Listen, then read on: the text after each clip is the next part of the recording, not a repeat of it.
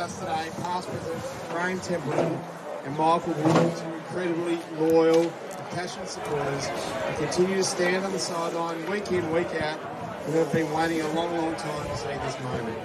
It's now my pleasure to invite Graham and Michael to unveil the Premiership flag.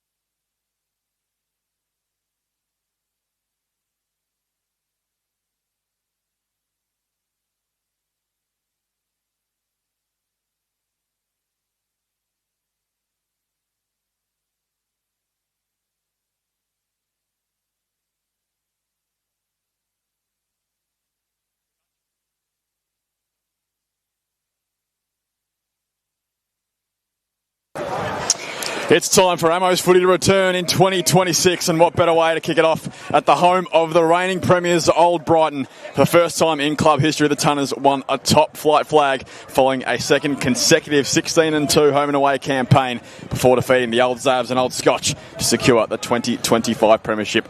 There are 3 flag unveilings today for the Tunners, also celebrating their Premier Women's B title. Also, the Under-19s Premier, who will feature in the second leg of our broadcast today. On Brighton today, they face St Bernard's, who hung on to its place in William Buck Premier Men's on the final day of the season last year, upsetting St Kevin's at home. The Snow Dogs, led by Stephen Alessio, will be looking to make a more compelling case of legitimacy in 2026. You're watching the Vaffers William Buck Premier Men's action on Community TV. And our pre-game show is for Holmes Glen, a leading provider of vocational and higher education with 40 years experience and more than 140,000 graduates, one of which myself included. TAFE at its best. Cal Cullen's with you for both games this afternoon and evening. And I welcome 2 gents alongside me. Tim Bakos joins me on the call, and Old Brighton royalty in Greg Hutchison. Tim, I'll start with you. Footy's back. It's good to be back here at the Ammos. Round 1 action, the Tunners and the Snow Dogs. It's going to be a beauty. Oh, pleasure to be joined by you, Carl, Hutchie. What a ground this has been, especially for the Tunners. They haven't lost here over the past 2 seasons since round 17, 2023, actually.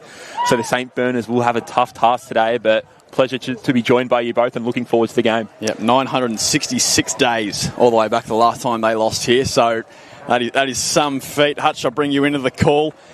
The Tunners, can they keep that run going, make it 19 straight here? Yeah, look, it's an imposing venue, isn't it? Albeit today's a reasonably good day for St Bernard's to travel, but I know when you travel down here, it's not the most friendly place, and Brighton have certainly got a great record, and I'm looking forward to the challenge. I remember last year they played St Bernard's out here, and St Bernard's were really, really tough and hard to beat for a half to 3 quarters, and I'd expect the same today. They've got most of their players back. I know they've got Ben Huggard back and Overman. Really good, solid players. So it's going to make a huge difference to them. I think it'll be a decent test for the Tunners. Tim, where do you think this game is going to be won and lost? Of course, the Tunners, they are just an absolute contested beast of an outfit. They ranked number 1 last year for disposals, number 1 for contested possessions, number 1 for inside 50s. Conversely, St Bernard's are number 1 for rebound 50s. So are we going to see a lot of that? The ball just going forward for the Tunners, but St Bernard's just able to do enough for long enough to try and get themselves a chance maybe down the stretch to put themselves in a winning position. Well, for sure, St Bernard's, they're going to have to start well. So recently, the Tunners, they've had a good edge over St Bernard's. So beating them all 6 times since COVID by an average of 44 points. So you would think if St Bernard's are any chance today, they're gonna have to start well, especially in that first quarter. and also defensively be strong. I feel like every time I see the Tunners play here, they're putting up 100-plus points, so they're going to have to be sound defensively and start well, especially in the contest. Of course, we mentioned they haven't lost here for a couple of years. Last year alone, they went 9-0 and an average winning margin of 46 points here. So Burns, they have got certainly a task in front of them. On Brighton, they were impossible to stop at various points. Interestingly, missing from the grand final side from last year, we don't have Will Lewis, who, of course, has been drafted by Footscray or the Bulldogs, and he played last night.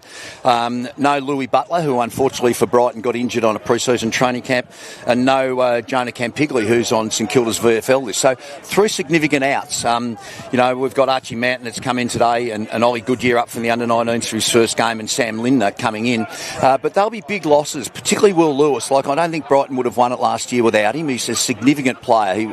He plays a huge role for them, and they'll miss him a lot. And Louis Butler, he was best on the ground in the state game, and he was really good in the grand final as well. So 3 big losses. Campigli offered them something different in the front half. He's got that great leap. So it'll be interesting to see how they're going to score today. Their midfield is going to be really strong. Their backs will be solid, but it determines a little bit about what their front half looks like. Not only that, missing from last year's grand final team, Edgar, Gregson, Dimatina and Jarnestrom also played a big part in the premiership campaign. They're no longer on the list, but it's made way for a lot of the guys that played 19s last year. You mentioned Ollie Goodyear, who plays his first ever game in the seniors. Archie Manton, he's spent a lot of time on Port Melbourne's VFL list. He's now playing his actually first Old Brighton game. He's been a part of the club for a couple of years, but guess that he's finally a chance to come down and show his worth at the amateur level. But the same for the Snow Dogs. They've made a number of changes. In particular, I'm really intrigued by the gap that Joey Aggress is going to sort of lose for St Burns, because he kicked, I'm not sure if any of you guys remember, last year, round 1, a goal after the siren to win it by a point for St Bernards. Not going to quite have that impact today, not being out there, but on paper, Brighton, have they gotten better or worse? Just purely on paper. I don't think they've got better on paper. Okay. Like Will Lewis is a star. Louis Butler's a star. No question. Campigli, really good. Fraser Gregson, good player off the bench. Alfie Jarnstrom, really smart rollback winger. So they have lost some talent, and I'm not sure. I think that they're not quite as on paper as good as what they were. Well, let's see if it can unfold how we might expect. But I'll tell you one that I'm really, really happy to see back in the Premier A side is Michael Carianis. Yeah. He is just a cult hero of this footy club. Absolutely loves this place to bits, and the place loves him to bits. He's now back in the ones. Is that going to be like a little cultural lift that we can expect to see out there today? Cara, he gives you everything he's got each week, and he's always bubbly and bright and vibrant and enthusiastic, and he'll add some spark to the front half. But you've got to remember too that Cara has been playing for a while. He'll be fresh and really keen to go really well today. But I would expect that over the course of the year that he'll find it difficult to maintain his spot. Tim, talk to me about the impact that Harry Hill can have. He was obviously a premiership captain in the A-grade last year, a 2-time Big V captain, back-to-back Team of the Year captains. It's his 10th season as the skipper of Old Brighton. And you've got a guy as influential as Harry is.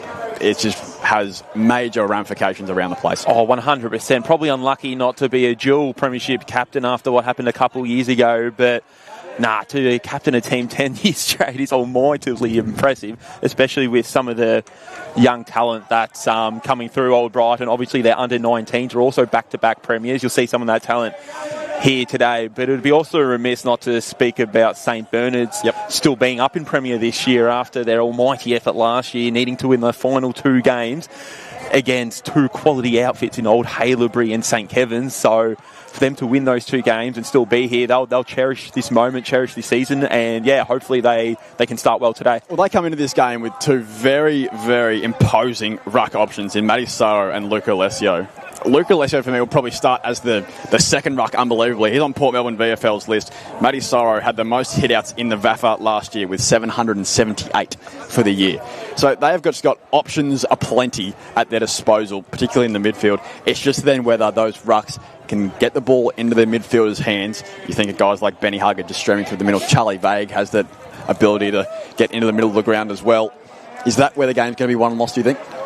I think, there's multiple aspects. I think, definitely in the middle of the ground. It will be also, as Hutchie kind of mentioned, the forward mix of Old Brighton. Watching that grand final last year, I thought Campigli and Lewis were arguably the 2 best on ground for the Tunners. they were kind of clunking everything. They didn't kick at all, but they were just imposing them, just their size on the game. So I think they'll be a huge loss, but there'll be some young talent out here for Old Brighton. So, yeah, looking forward to it for sure. First quarter coming up for TLC Healthcare. Think differently about aged care. We do. Old Brighton's principal partner. Before we get started, gents, we're only a minute away. Tips. Hutch, I'll start with you. Oh, I've got to go for Brighton at home. What is it, 800 and something games days since they lost, so I'll be a bit stupid not to pick them, I think. Hard to go into history, Tim. Yeah, no, it'd be hard not to pick against Old Brighton. We'll go Old Brighton by 10 goals. Brighton by 10 goals is quite compelling. 3 tips here for the Tunners. I'll have to wait and see whether they can continue that form. As you say, Hutch, 966 days was the last time they lost at this venue. Fortress Brighton certainly living up to its name. Timbo Bakos to get the action underway in season 2026. The Amos is back in William Buck Premier Men's. Can the Tunners defend their crown? They become the hunted team. It's the Tunners and the Snow Dogs from Brighton Beach Oval. And Timbo Bakos to get the action underway. Here we are, Sauro and Flockhart in the ruck. Big first contest here, both teams. Harry Hill looks like he's on Luke's set in the middle of the ground. As the ball's aloft, Sauro's first down, set almost hands to it. Early tackle there by Fisher, so ball hasn't moved much in the opening few seconds of the game, and looking forward to the start. Important for the Snow Dogs to get off to a good start here as they get the opening clearance. A bit of a scrap kick forward, but really one down by Holland. It's a one-on-one deep ball just over Watson's head, and it's going to be Campbell Tweedy along the back line. Uses hands quite nicely, and a kick that just falls short of Hill. Ball's in the middle of the ground, but Tunners survived the opening attack by the Snow Dogs, and it's going to be a boundary throw in about 35 out of the Snow Dogs' goal. So a good start here for the Snow Dogs as Watson in the ruck against Flockhart, and winning the kick that time was McNabb down the line almost and plucked it in. It was a great mark in the end, up forward by the Tunners, and they're going to look to advance inside 50. It's good job on debut, sends it up towards half forward. A nice mark over the top. Couldn't quite pick out who it was, but some Burns looking to repel back this way. A long kick up towards half forward. Watson's the target, too strong. Tweedy did well enough to bring it to ground. Trapped here on the arc. As Schumann goes and applies the tackle, the umpire will call for it in the opening 90 seconds of this contest. Watson now in the ruck duties. Flockhart won the ball down straight towards Fisher. He goes up towards the wing position, and playing in front there was Hamish Dick. Not many numbers were immediately presenting, so he goes further out wide towards Cam Pearley. Feeds it on by hand. McNabb in a little bit of trouble. Nice pressure laid there by Schumann. He just flicks it up towards half forward. The numbers come flying in. Tackle laid there by Gillum. Umpire's watching this one closely. Ball's not really coming out. Now the umpire will cross himself and will call for a ball up. It's been a long way to the season, Cal, too.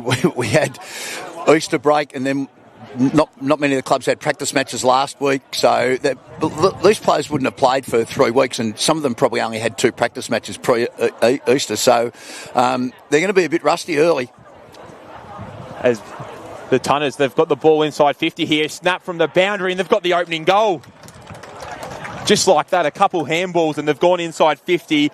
Archie Manton, you pointed him out pre-game, Cal, and he's got the opening goal for the Tunners. Well, I can't say it's particularly surprising that Archie Manton's come straight into the team and made an impact. 83 goals from 55 career games at Port Melbourne in the VFL, 21 of which came last year. And he played 4 games in the VAFA in 2024. That was for Williamstown CYMS.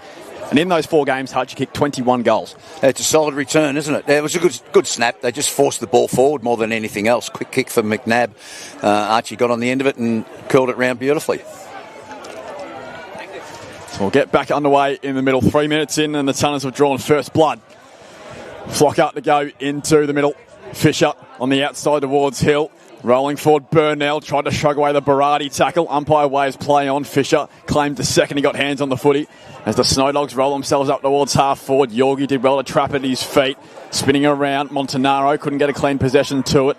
Lovely little pick up on that occasion there by Holland. He snaps around. A chance here for St Bernard's to level proceedings straight away. And Delizio has missed a golden opportunity.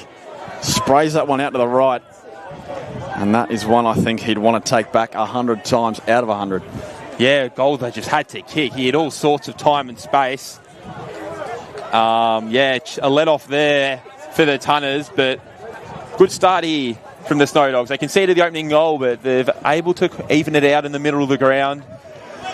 Only early, but if they've got to convert those sort of opportunities because the Tunners they're going to make them pay. So it's McNabb with kick-out duties for the Tunners. Looks long down the wing. Big leap out the back, but well pulled in there from the Snow Dogs. So they're going to go back inside 50 here. Tunners have a lot of numbers back, so they're going to have to be precise with the kicking. They go longer and one-on-one deep. Delizio, can he make amends? No, he can't. Just through his hands, and really good work by Yorgi in defence. Gives the hands off, finds Fisher.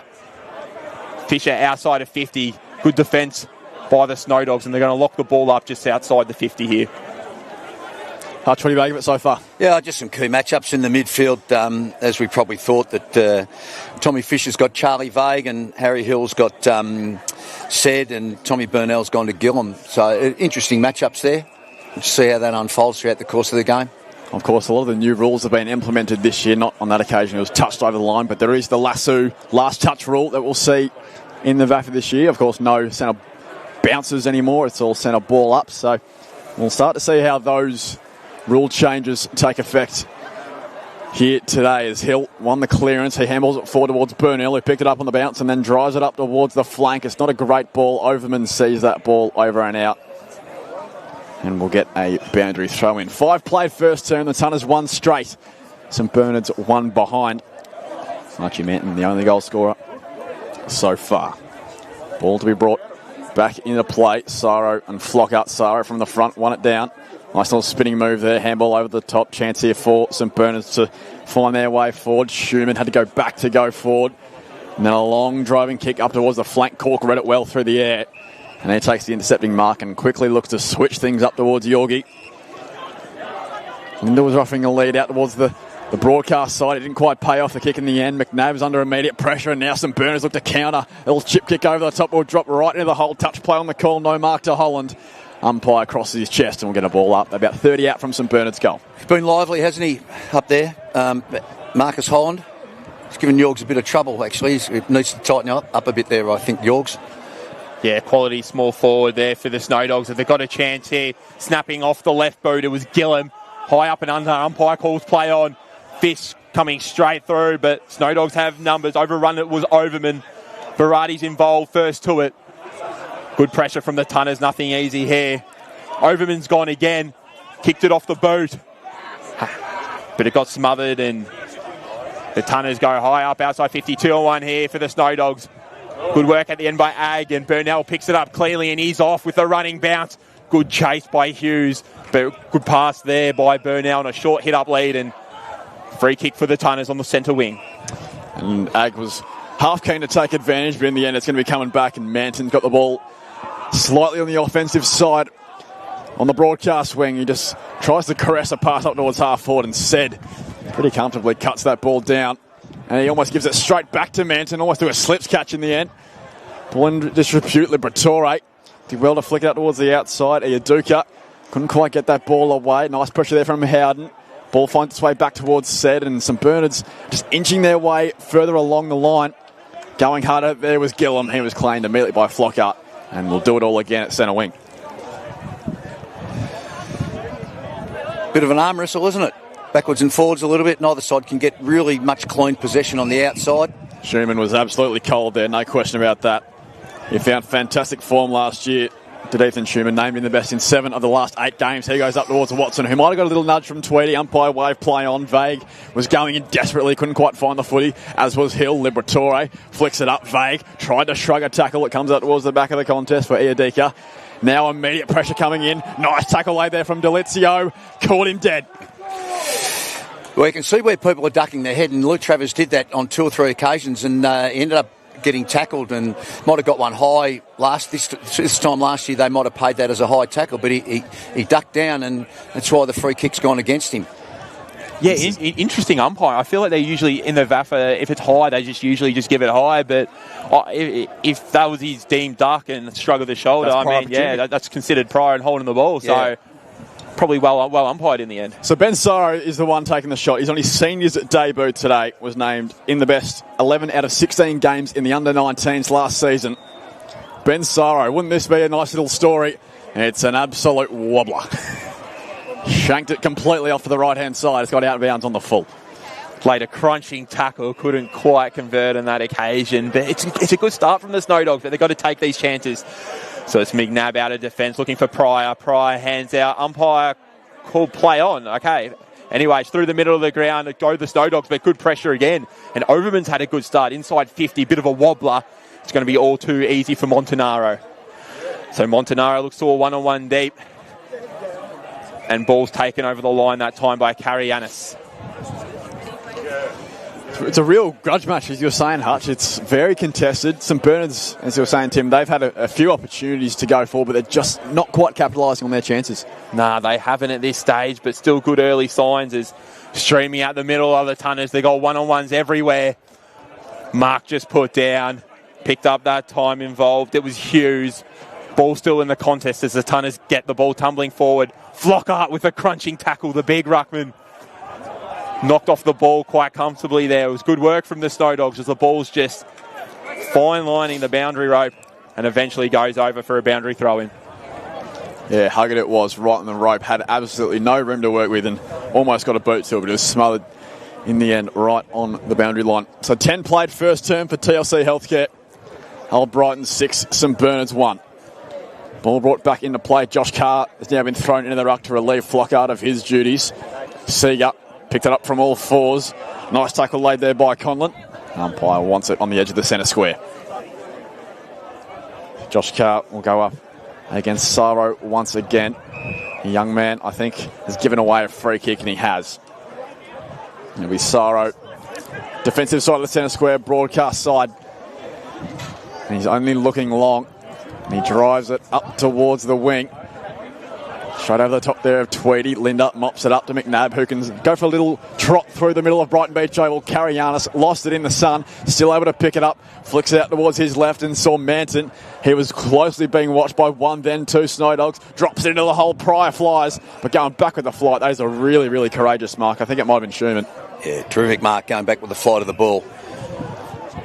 As the Snow Dogs look to exit defensive 50, haven't had to do that too often today. As we just crossed the 11-minute mark in the opening term. Score still 6-1. Old Brighton, but good signs early here for the Snow Dogs. So eventually the ball goes long down the line. 2-on-2 deep. Ball's going to come over the back. Good work from the Snow Dogs. Hands up.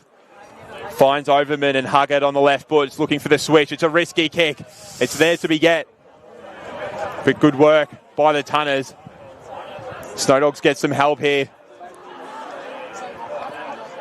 They eventually work it out quite nicely, finding Sauro and finding Berardi. Puts one hand up and reels it in. They've got numbers over the top. It's going to have to go Conlon. Finds Watson at the back. On the near side, it's Gillum with the left foot shoe out into open space. A lot of work here for Vague to do. He's got about 3 to beat. Ball's eventually taken over by McNabb, and it's going to be forward 50 stoppage for the Snow Dogs. I don't mind that from St Bernard's, though. They're just looking to press and press and press. And there is only a little slight breeze favouring St Bernard's this term, maybe 2 goals at best. But they are mounting their case, but nothing on the scoreboard yet to really show for it. Carr with a beautiful palm down, and Tweedy read it best, just driving out the middle and sends it up towards half-back, and Flockhart takes a really nice mark. He flicks it on quickly out towards Finn Campeely, who will just chip it along the line and found Ag on the lead. Well, Brighton playing in numbers. Seager offered a lead. He opts to go corridor, does Ag, and it's an absolute beauty that found Howden and then Linda. And the Tunners can go end-to-end very quickly. A long ball up towards the forward line. It beats them all. Manton can kick it off the carpet, and he's got 2 in the opener. Archie Manton proving to be the difference so far. He's got 2. The Tunners have got 2. And they lead things by 11 points. And good counter-attack. Buck Linder has a good kick inside 50, gave Brighton the opportunity again. And Archie's got 2 goals, probably unconventional ones. One was a snap and that was a little bit of a grubber along the ground. But he's going to give him a bit of pain up there, Manton. The Brighton backs have held up really well because St Bernard's have had, I would say, 60% of the play, and they've been inside 50 a lot more times than Brighton. So their backs have done a good job. Tweedy came off his man well there and got it to Linden, who was able to get it inside 50 for a goal. That Ryan Ag kick in the middle of the ground was just perfect. Just opened everything up, and it was a good finish in the end by Manton off the ground. So back underway here. So it's Watson and it's Carr in the ruck for the Tunners. So it's going to be the Snow Dogs with another clearance. Almost grabbed them, but Delizio does really well to recover. Finds hands off and a short kick inside 50, about 10 metres, and the umpire's paid it. It's going to be Liberatore. He's going to have to kick outside the paint of 50 here. Probably a bit fortuitous for that to be paid a mark, I would say. Looked pretty short, but a chance for the Snow Dogs to kick their opening goal this season. 16 goals last year, Oli Liberatore. So Liberatore, he lines it up. It's going to be kicked to the near side, so minus score for the Snow Dogs. So 12-2 to the Tunners, 14.5 gone in the first quarter thanks to the TLC Healthcare scoreboard. It'll be Linda to bring things back into play for Old Brighton. Just assessing his options, and now he opts to come towards the broadcast wing. Drops it out towards the flank. Was there a hand to it? No, not in the nick of time. St Burns will be getting the ball back, courtesy of Watson. It's about halfway through this opening quarter. Watson would probably rather be the one on the receiving end of this kick. He drops into the hole. Carr an early fly, but it's marked at the end by Cork. And here go the Tunners straight through the middle. Seager towards Ag. Seager kept running, tried to shrug a tackle and got a half handball away. Brighton crowd not too pleased with that decision. St Bernard's look to go back the other way, but there's just not many forwards that have now found themselves in a position to get on the end of this ball. A long high kick to the top of the goal square. Delizio's the target. Cork from the front was pushed, and he'll win himself the free kick. Gus Cork was really one of the stories in the back half of last year, wasn't he? Yeah, no doubt, Kelly. He's improved so much, and he's just a really good competitive player one-on-one, and reads the ball really well through the flight. Long kick up towards half-back. Ag was underneath it all. Really good crumb there by Travers. Tackled as he kicked it. Goes in towards the centre square. Numbers here favours St Bernard's. Huggard was laid into. The second he got hands to the footy from Ollie Goodger. And a kid on debut lays a pretty nice tackle. Yeah, good tackle in the middle of the ground, and Snow Dogs doing well here. They've just got to keep competing and hopefully get a bit of reward for effort as they work the ball here on the outside. Bit of a scrap kick that's going to go a downfield free. So downfield free to Berardi for the Snow Dogs. Must have been hit just after he handed it off. Oh no, it's going to be a free kick to Ryan instead. So Ryan, ball in hand. Numbers inside 50. The Tunners have numbers back. Looks closer to the pocket. Holland flies. Probably not the target inside 50 you're going for if you're the Snow Dogs. Ball's knocked over, and it's going to be throwing about 20 out from the Snow Dogs goal. That was an absolute thunderous punch there from Josh Carr.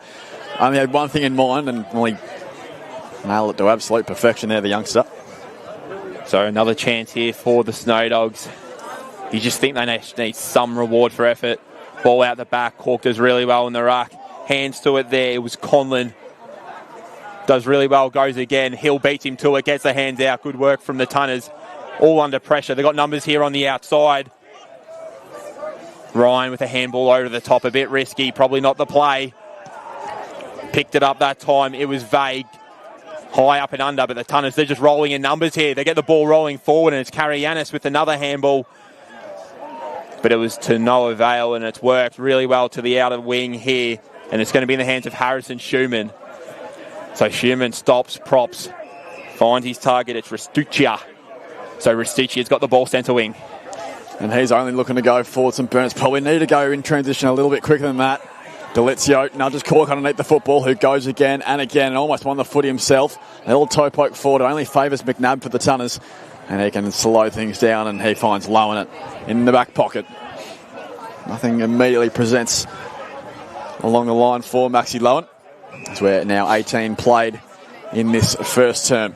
Old Brighton 2 straight, St Bernard's 2 behinds. There's Burnell Now goes out towards the far side of the ground to have found Yorgie, and the Tunners look to transition, and they are doing exactly so. Travers on towards Pryor, who can chip it inside the attacking 50, and it's a good ball too. Hamish Dick marks about 40 out from home. And this, an opportunity for the Tunners third, when it really hasn't been done that end of the ground at all. Well, it was poor defence in the front half by St Bernard's. They really had to get goal side of Brighton really quickly. It allowed Tom Yorgie to get on the attacking side, and they just got it easily up the field to Hamish and took a good mark, and he should kick this from there. 2 goals in the grand final last year for Hamish Dick. 19 over the course of the season. And he's got one in the opening quarter already. The Tunners have kicked the first 3 here at the Brighton Beach Oval. They lead at 3 straight, St Bernard's and 2 behinds. No reward for effort really from St Bernard's, has it? It's been disappointing in the front half for them. Brighton have defended really well, but when they've gone forward, they've just scored way too easy. That was, as I said, pretty poor defence in the front half for St Bernard's. I reckon Cess would be a bit disappointed with that.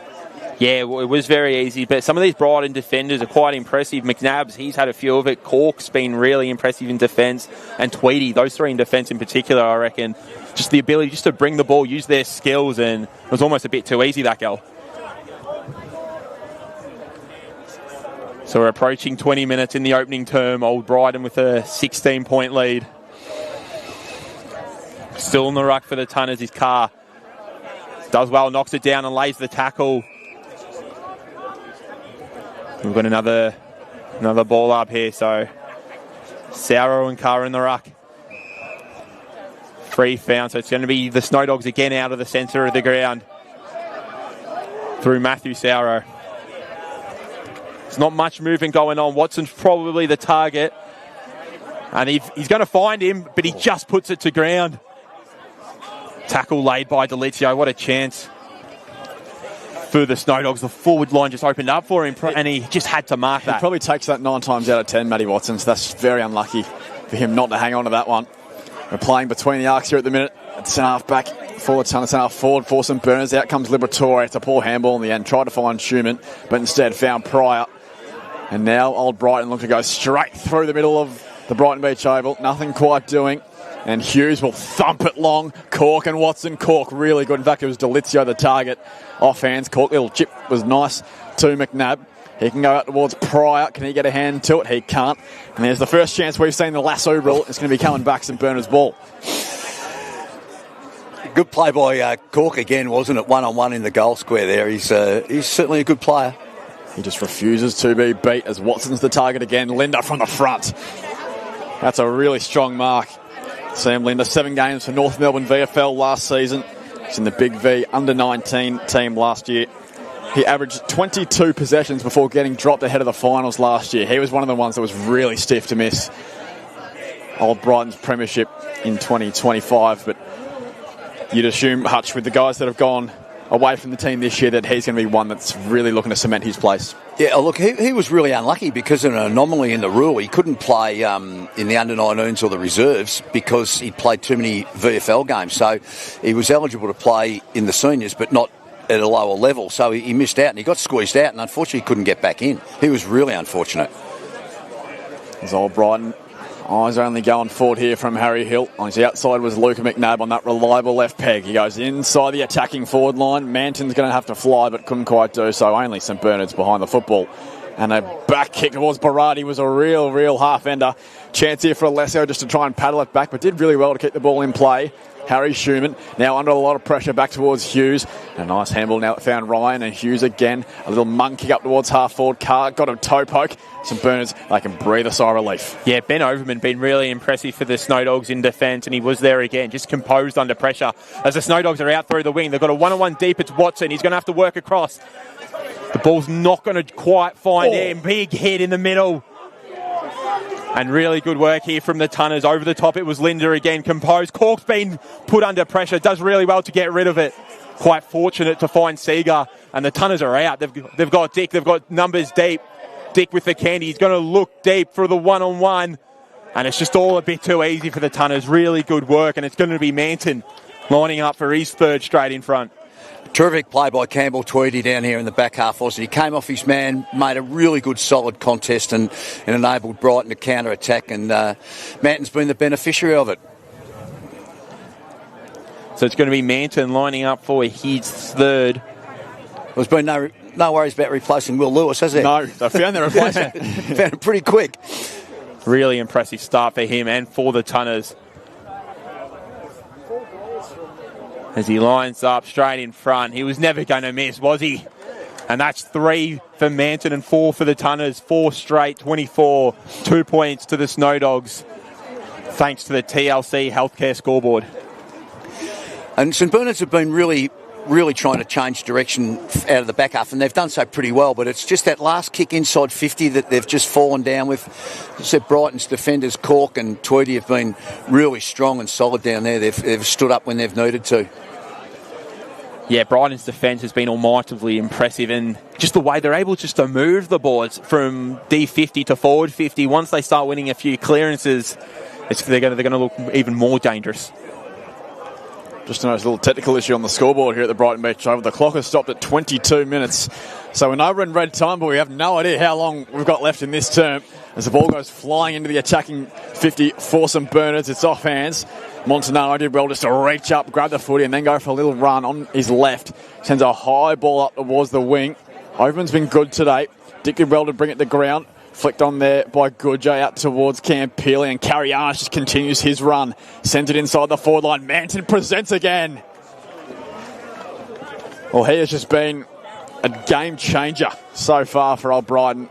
As you were saying, Hutch, with the loss of Will Lewis to the AFL and Joey Campili playing VFL for St Kilda, Archie Manton has stepped right into that hole. He certainly has, and a good counter-attack again from the Brighton players in the back half, and Cara certainly found his target.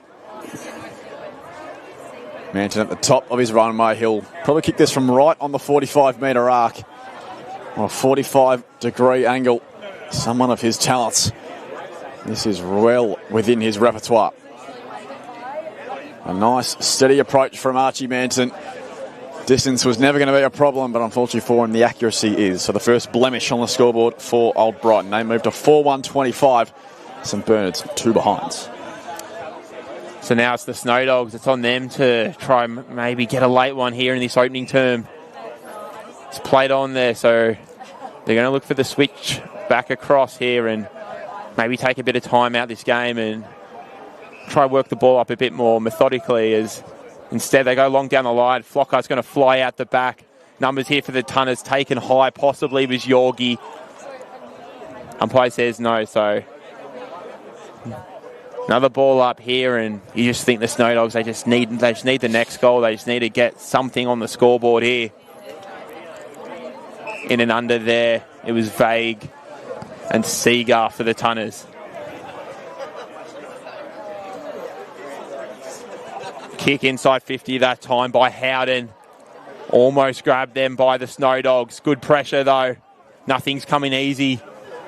They eventually get out through Schumann and Berardi, and they're going to look long down the line. Said in a one-on-one with Cork, but Cork's done really well. Couldn't quite keep his feet where Said does, and he might get it back here. Said he will. He's going to have numbers everywhere around him. It's a Watson Tweedy one-on-one.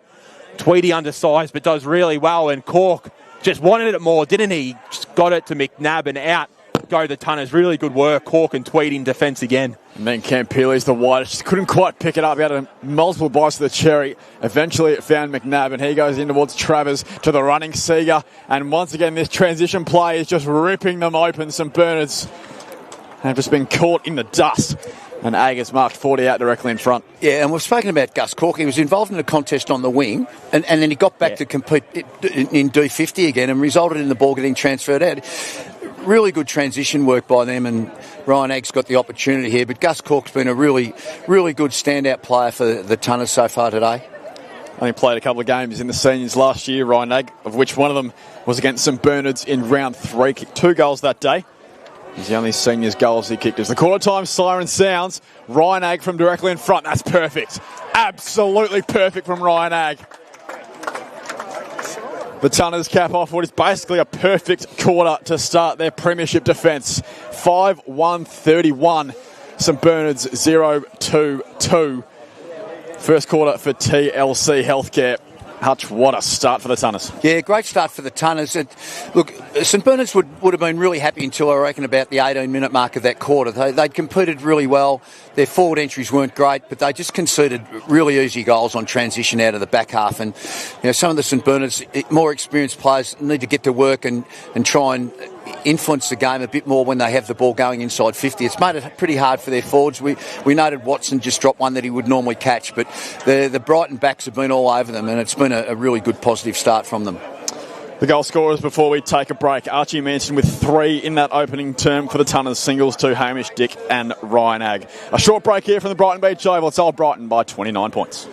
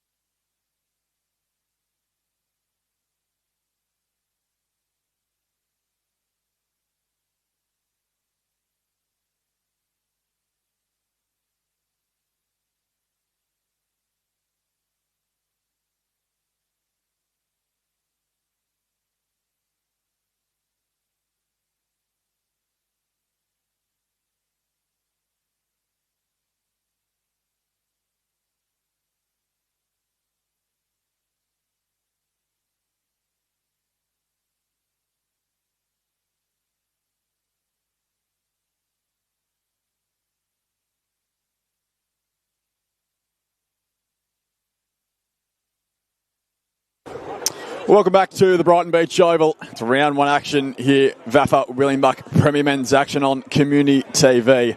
And well, emphatic is an understatement for that opening term for the reigning premiers, Old Brighton. 5-1-31. They lead St Bernard's 0-2-2. A quarter-time huddle report here for the Lexus of Brighton. The relentless pursuit of perfection. Timbo Bakos, you were in the huddle with St Bernard's there at quarter-time. What was the message there from Steve Alessio? He was still really optimistic. He was honest that they missed a couple chances and probably didn't quite convert all their opportunities, but he needed more pressure. He was a bit frustrated how easily Old Brighton were able to move the footy from D50 to forward 50. So he was saying the mids were getting too aggressive. They need to stay a bit more defensive and apply pressure to the ball carrier because they were just carrying the ball way too easy in transition. We were talking at quarter time, Hutch, about some of the St Bernard's players who just need to make a bit more of an impact if they're going to have any chance in this game from here. Yeah, I think Mitch Hughes is he's gone into defence now. He needs to. He's a good player, Mitch. So he needs to have a bit more of an impact. Benny Huggard, we probably expect a bit more of Benny. I know he missed a lot of footy last year. He's a good player and needs to have more of an impact. And Charlie Vague, he's experienced player up against it in the midfield against Fisher, Hill and Burnell. Now Seeger's gone in there to give him a bit of a rest, so he hasn't got Fisher. But they just need to step up a bit. A little around the grounds while we're at it, if we get underway in just a moment. Timbo Bakos to call the action in the second term. So Sauer and Flockhart in the ruck.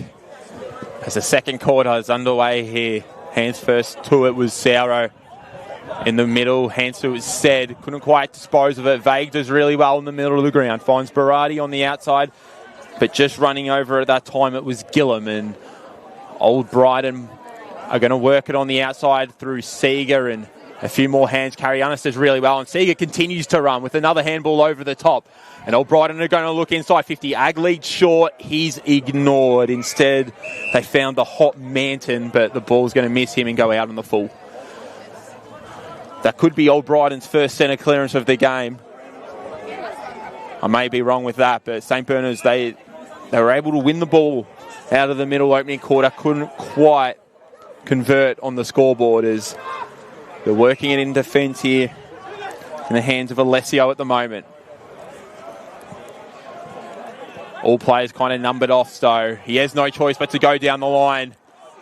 Big contest here. Hill first to it, but he's wrapped up and we're going to have a ball up about 60 out from the Tunners goal. Around the grounds for Tobin Brothers Funerals. It's a hot start for the University Blues over Old Trinity. They lead 36-3 at this point. Old Haileybury, a short game. Sorry, how are my words there? A small scoring quarter. It's 7-20 in favour of the University Blacks. As some Burners may get their first goal here. Delizio just stops and props at centre half forward. Chips it in the Watson direction, who marked it over his head. And he marks about 30 out. Slight angle to deal with Matty Watson. And this a chance for the Snow Dogs first. He's had a few trying to clunk as Watson has probably taken the hardest out of all of them. He's going to have had to turn around and take it over his shoulder and somehow railed it in. So yeah, sorry, Tim, it was a good mark going back with the flight of the ball. I thought Yorks was going to clean him up. Yeah. But he was a bit polite to him and has allowed Matty Watson to have a shot at goal. Pick 18 in the 2010 AFL draft to Carlton. Matthew Watson played 23 games at the top level. That one's right on line with the post and then drifting to the left-hand side in the breeze. He misses over to the left-hand side and they move to 0-3 to the Snow Dogs. The Tunners still 5-1. So it's going to be the Tunners out of defence, and let's see if Steve Alessio's message is imprinted here on the Snow Dogs and make it a bit harder, as the Tunners have been able just to transition the ball far too easy, but they've done well here, the Snow Dogs. Created a contest just outside 50 here. So Sauro and Flockhart in the ruck, the two big men. Sauro follows up really well. Kick, scruff, goes nowhere that time. Hands over the top by Yorgi. He's had a flourishing start to this second quarter. Overman ball in hand, but just handballed it to no one, but does really well to make up for his effort. Takes on a couple tackles and he's going to kick it and find a player. So a chance here for the Snow Dogs to go inside 50. Kick over the top. High leaping mark. He's taken. Could be Delizio there. He's going to have to kick from outside the 50, so it's going to take his very best. He's looked inside and found a mark. And they've gone again, have the Snow Dogs. That's pretty poor defence from the Tunners in all too much space that time. It was Gillum, so he's worked well, found a bit of space. He's going to kick from about 48 directly in front.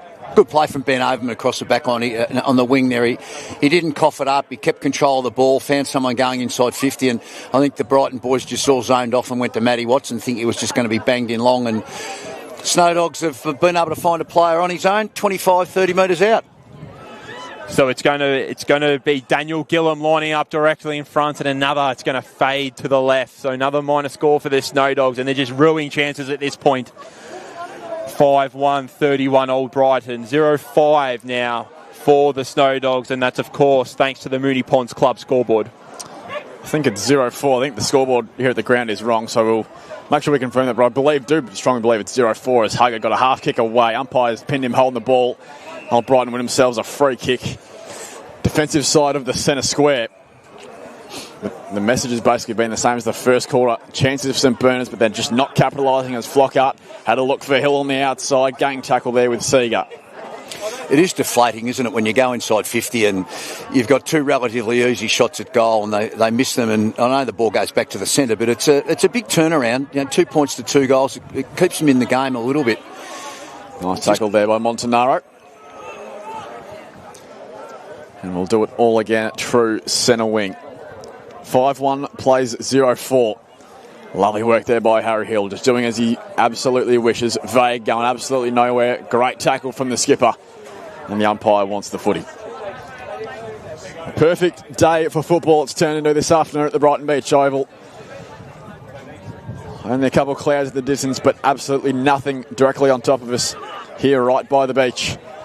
Linda got a quick hand away. Umpire waves play on, lets the ball come out. Huggard goes crunching over the top of Travers. Both just bounce straight back up to their feet. Goodger, lovely handball back in towards Travers. On the outside, Howden flicks it one wider, and this could be a brilliant goal coming up for the Tunners. And absolutely loving it is big Felix Flockhart on the run. The Tunners have kicked 6 goals in a row to start their premiership defence. They lead things pretty sizably. The margin, it's out to 33. That's cruel, isn't it? So, missed 2 easy shots at goal. Ball goes down, bit of pressure in the front half. Ball gets kicked out to Felix, and uncontested goal, and just kicks one on the run, and goes out to a 6-goal lead. I tell you, it's handy when you've got big ruckmen who can kick goals on the run from 45. Yep, that's a game changer.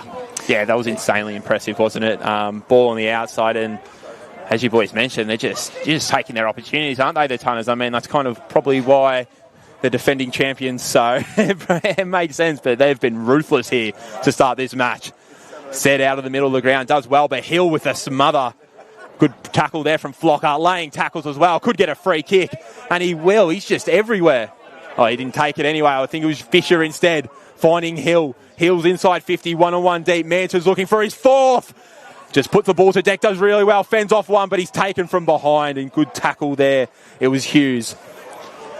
Did really well, Manton, to follow it up, but Hughes just caught him where he couldn't quite see him. And out on the outer wing now are the Snow Dogs in the hands of Restuccia. So Restuccia just holds the ball up for the time being. Looking long down the line, looking for Sauer down the line. Just through his hands, and the Snow Dogs do well to get the ball inside 50. 2-on-2s deep. The Tunners have been solid all day back there. Good tackle laid that time by Tweedy. And they work the ball out, but it's going to be a Lassou free kick, and the Snow Dogs are going to be... Does anyone know why they do the big lasso around their head? I suppose that's the rules. It's the rules. Go around and bring it back. Oh, goodness. It's an interesting... So inside 50, the Snow Dogs, another bomb deep out the back. Really good spin move there. And handball finding Delizio just over our runs at it, and Holland's also there involved. Tim, when you were down there, was the breeze noticeable at either end? Nah, it wasn't. It was pretty still. Honestly, perfect conditions, as it does quite get breezy down here, doesn't it, at Brighton Beach Oval? But chance to do that. Give it time, it'll blow up. Perfect conditions for footy. Delizio's taking his fair while to get back up here. It was a pretty heavy bump with Gus Cork, who got up, and he's actually just off to the left of your picture, probably is taking a knee again, just try and stretch out. Whatever he has hit. Yeah, previous contest, Tom Yorgie did a really good, came off his man, looked like it was going to be an easy, uncontested ball to St Bernard's, and Yorg's made a brave decision to come early and spoil, and they counter-attack, but then again, St Bernard's were able to rush it forward again. This looks like a very, very painful corky for Luke Delizio. Had a nice start to this game. He was the target on multiple occasions. Was really, in fact, last time these sides met. 19 possessions, 12 of them contested and kicked 2 goals. Did Delizio.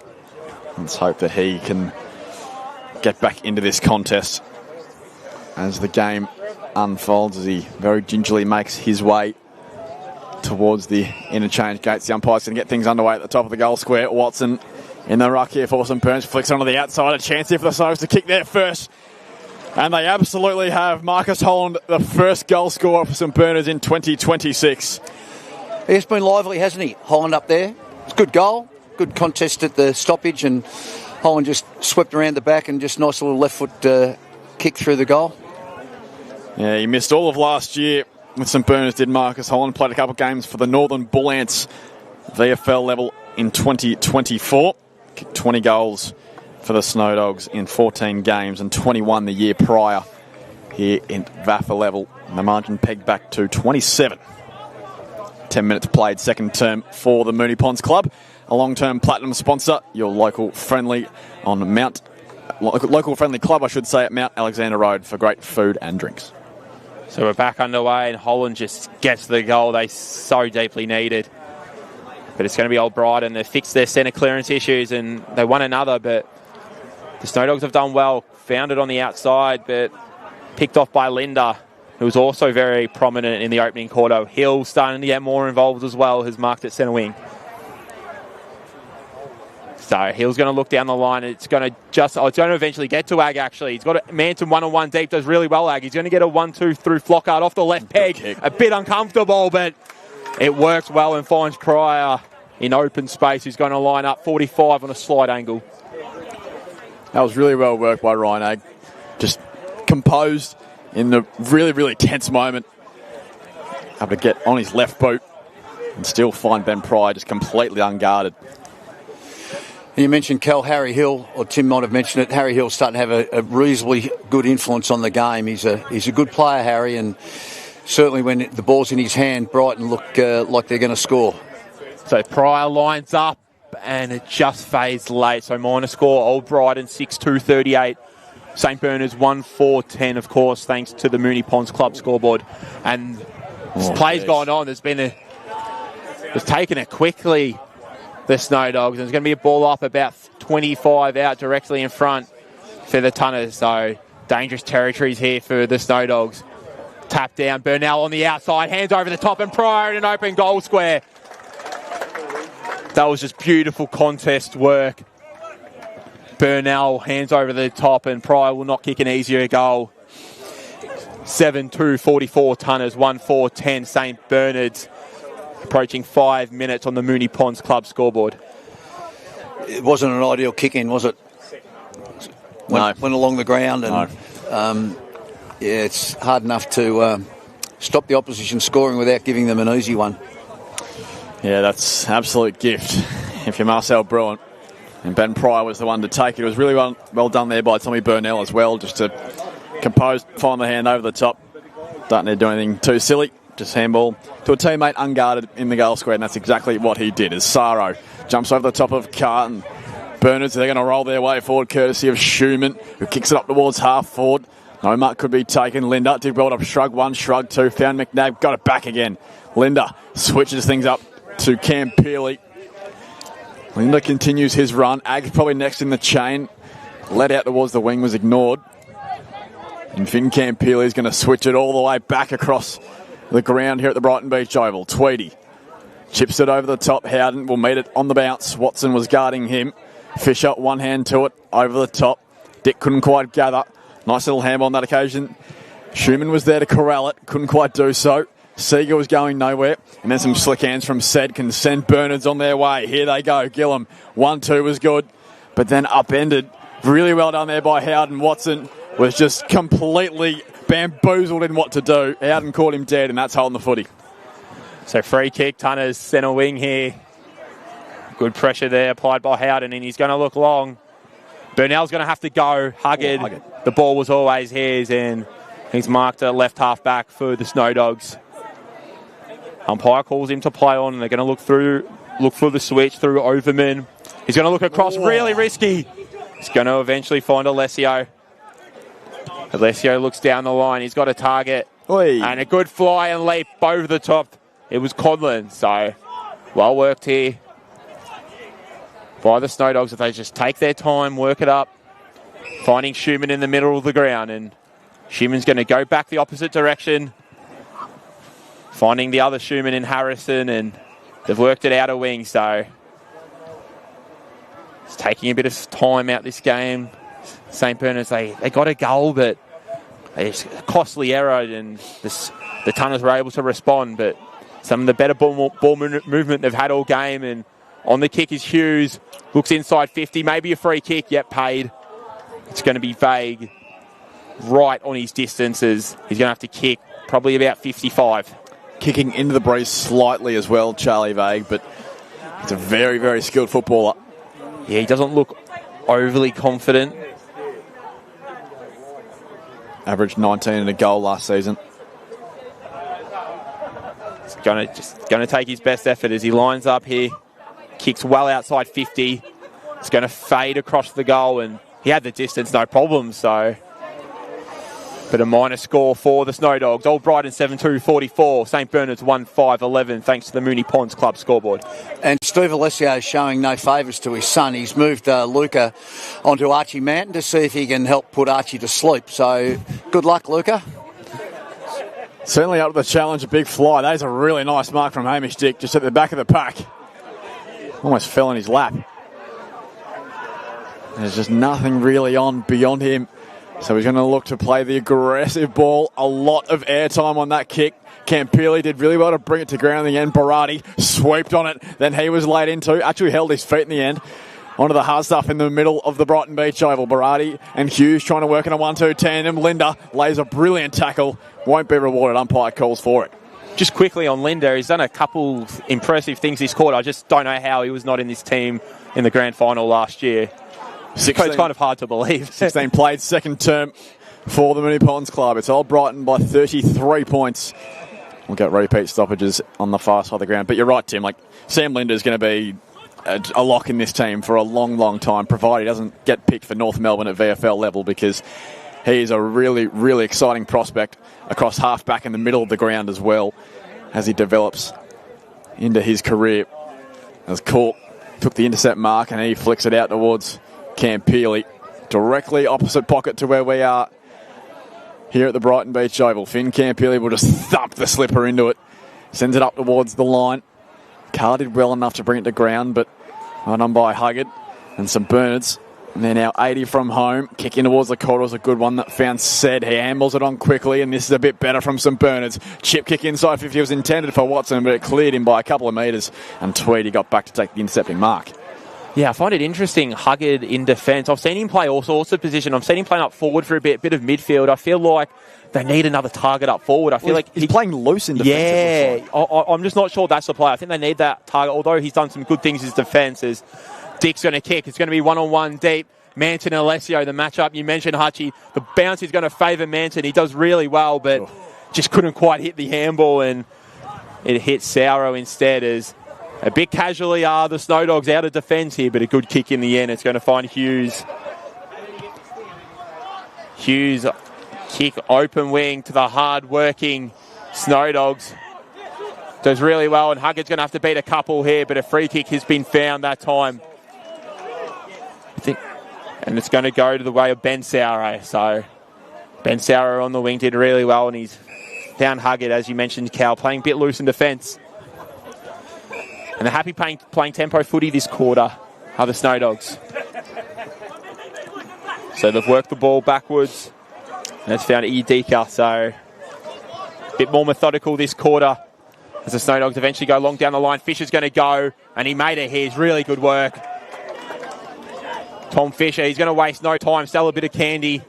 Looking for Flockard deep. He's going to have to beat a couple, and he sticks the jukes out and clunks it in. Really promising game from Flockhart. He's going to line up from about 45 on a slide angle. Yeah, the 2025 team of the year ruck, Felix Flockhart, and many will remember round 1 last year. He was coming back from Port Melbourne VFL duties. He had 29 hit-outs, 21 possessions, and 6 straight in front of the goals. He went all right, Felix. That's a fair day out, isn't it? It was a good mark, wasn't it? In front. It has been the difference. I know you spoke about Ben Huggard going forward. They try, not necessarily with Ben Huggard, but they need to try something different because it's pretty predictable down there. Yeah. Huggard's matched up with Hamish Stick, who's a really dangerous forward. And I know Sess prefers to have some really good, talented halfbacks to set the game up. But when you're not scoring, you probably got to look at a couple of other options. Yeah, so he's here. He's taking kick-outs now, and he finds Overman, who's been one of the best for the Snow Dogs, right back pocket here. So they're really going with this methodical process, as even Steve Alessio said, and a ripper mark pulled in. That was Tom Fisher, and he's going to switch it across to Yorgi and eventually finds Ken Pigley in the middle of the ground. Ken Pigley inside 50, looking for Flockhart again. Beautiful kick, and Flockhart with an easier opportunity as he's going to kick directly in front, about 45 in front. It is a luxury, isn't it, when you can have Josh Carr come off the bench and play in the ruck and hold his own and do quite well in the ruck, and you can push Felix forward. And at whatever he is, 200 and something centimetres, he's very, very hard to match up against down there. And 2 very good marks. You would expect that Felix would convert from here. Yeah, the methodical process is interesting, as Steve Alessio did advise. He wanted them to keep going, keep pushing. As Flockhart takes the kick, he's going to miss to the near side. He wanted them to take the game on, and they probably haven't quite done it enough in this second term. Maybe that's due to the Tunners' defence, but they're happy with this kick mark play are the Snow Dogs. As it's 7-4-46 to 1-5-11. St Bernard's approaching 14 minutes on the Moonee Ponds Club scoreboard. Huggard with a long thumping ball from fullback up towards the back flank. Carr just goes over the top and kills the footy. And we'll get a boundary throw in on the far side of the ground. Of course, the Vaffers podcast, For the Love of the Game, is now an award-winning podcast. All the latest news, views and happenings from around the Vaffer, plus a few laughs as well. Join Jason Bennett, Matty Donald and Braden May. You can download that one wherever you get your podcast. It's For the Love of the Game. It is a great, great listen. If you're looking to fill your week with some Ammo's news, that's the one to go to. And, of course, the Herald Sun. Keep up to date with everything that's happening in the world of footy with the Herald Sun, both in print and online at heraldsun.com.au. The Tunners complete control so far as we enter time on of this second term. So a good last 5 minutes. Tom Fisher taking two really good contested marks. Got a good clearance there. Ball goes forward, Campili, nice little flick away, Linda on the outside, chips it forward, Flockhart the target once again, Ag in the pocket, just left it behind against Hughes, tucked in towards the pocket, Holland did well, and then a palm in there from Goodger, and we'll get a boundary throw in. But a nice chance here for the Tunners to extend the lead out to beyond 40 points. It's currently a game-high 35. 7-4, plays 1-5. They've definitely controlled this quarter more, haven't they, Cal, than the opening term? They haven't actually put on the scoreboard pressure that we were probably anticipating. Ag was at the low point of that contest. Schumann was lurking dangerously vague. Tackled the second he got hands to it there by McNabb. Yorgi wanted it, as did Liberatore. And the umpire is going to circle across himself, and we'll do it all again. Yorgi finds himself up now. Hutch? Oh, and if it's not enough for Luca Alessio, now he's got Felix to deal with. He's had to hand over Archie Mountain because they haven't got anyone of size to be able to play on Felix. So little Sessa's had to go back and get hold of Felix. Yorgi's down here as he went into that contest. I think he was grabbing maybe a hamstring. I think I saw Goodger handballs it back to McNabb, who had to get a quick step into the ball. Was the top of the goal square chance here. Manton, banana. It was a bit of an awkward position to be in, but he misses to the left-hand side. As I think it was a bad corky, yeah. Yorgi is limping off the ground. He's got a knee. Fortunately for him, he was right in front of the interchange gates, so they could make that change very, very quickly as Tom Howden enters the game. But a minor score nonetheless for Archie Manton. The Tunners, they move to 7-5. St Bernard's 1-5. It looks like Archie's going to have a day out, doesn't he? His kick three looking ominous in this second term. Hasn't quite added to his major tally this quarter. So the Snow Dogs are going to play kick mark along the back. They've got a couple plays here. Huggard's going to have to go. Almost played on. Looks inboard. And finds it's going to be Schumann. So Schumann right back flank, because the Snow Dogs probably struggled from this position all game. Looking back to Huggard. Probably just a little bit indecisive and goes long down the line looking for Watson. But the Tunners have numbers and really good work. Taken out the back. Campbell, Tweedy, he's undersized, but done a really good job on Watson. And in the middle of the ground, the Tunners go. Travers, and again, they're going inside 50, looking for Flockett. Flockett, hands outstretched, good work. Defence in by Alessio. Ball's on the outer side. It's Linda again, hands over the top, finds Pryor, finds Flockhart, and really good work. It's Karayanis. He's going to storm inside 50 on the run. It's going to go and fade late. Minor score. That would have been a ripper goal from Karayanis. But a minor score for the Tunners. 7-6, 48, 1-5-11 St. Bernard's, of course, on the Moonee Ponds Club scoreboard. A slow ball down the line's not going to help St. Bernard's, is it? And that's all they've tried this quarter. They're going sideways, slow, long down the line, but they just can't get anywhere because Old Brighton is just well set up defensively. 4 straight behinds it is now for the Tunners. So they're not quite putting them away just yet. The reigning premiers. The long ball out towards the back flank. Flockhart was just nudged out of the way. Linda will find his way towards Karayanis, who tries to cut the ball in towards the corridor. Vague intercepts, and now they're away. Gillum quickly bounces up towards half forward. It's not a great kick. It's going to be coming back. Cork getting down really low to take a nice intercept mark. Yeah, terrific pressure from Harry Hill to force the turnover. Long kick then from Cork towards the wing. Huggard's going to fly up to go with the fist. Just falling down, grabbing his legs there with Schumann back behind play. Injury carnage in this second term. Nice gather on that occasion there by Schumann. Tried to get it away by hand. Couldn't quite do so. Barati was there to apply pressure. Gillum did well. Now up onto his feet. Good to see Schumann's back into the contest. Huggard just shrugs the tackle and goes for a little chip. Going absolutely nowhere. Hill drops one he probably takes 9 times out of 10. Linda carefully watches it. Barati flicks it away, and now Gillum can flick it on the outside. And a chance here for St. Bernard's. Watching it closely there with Saro. Goes inside 50.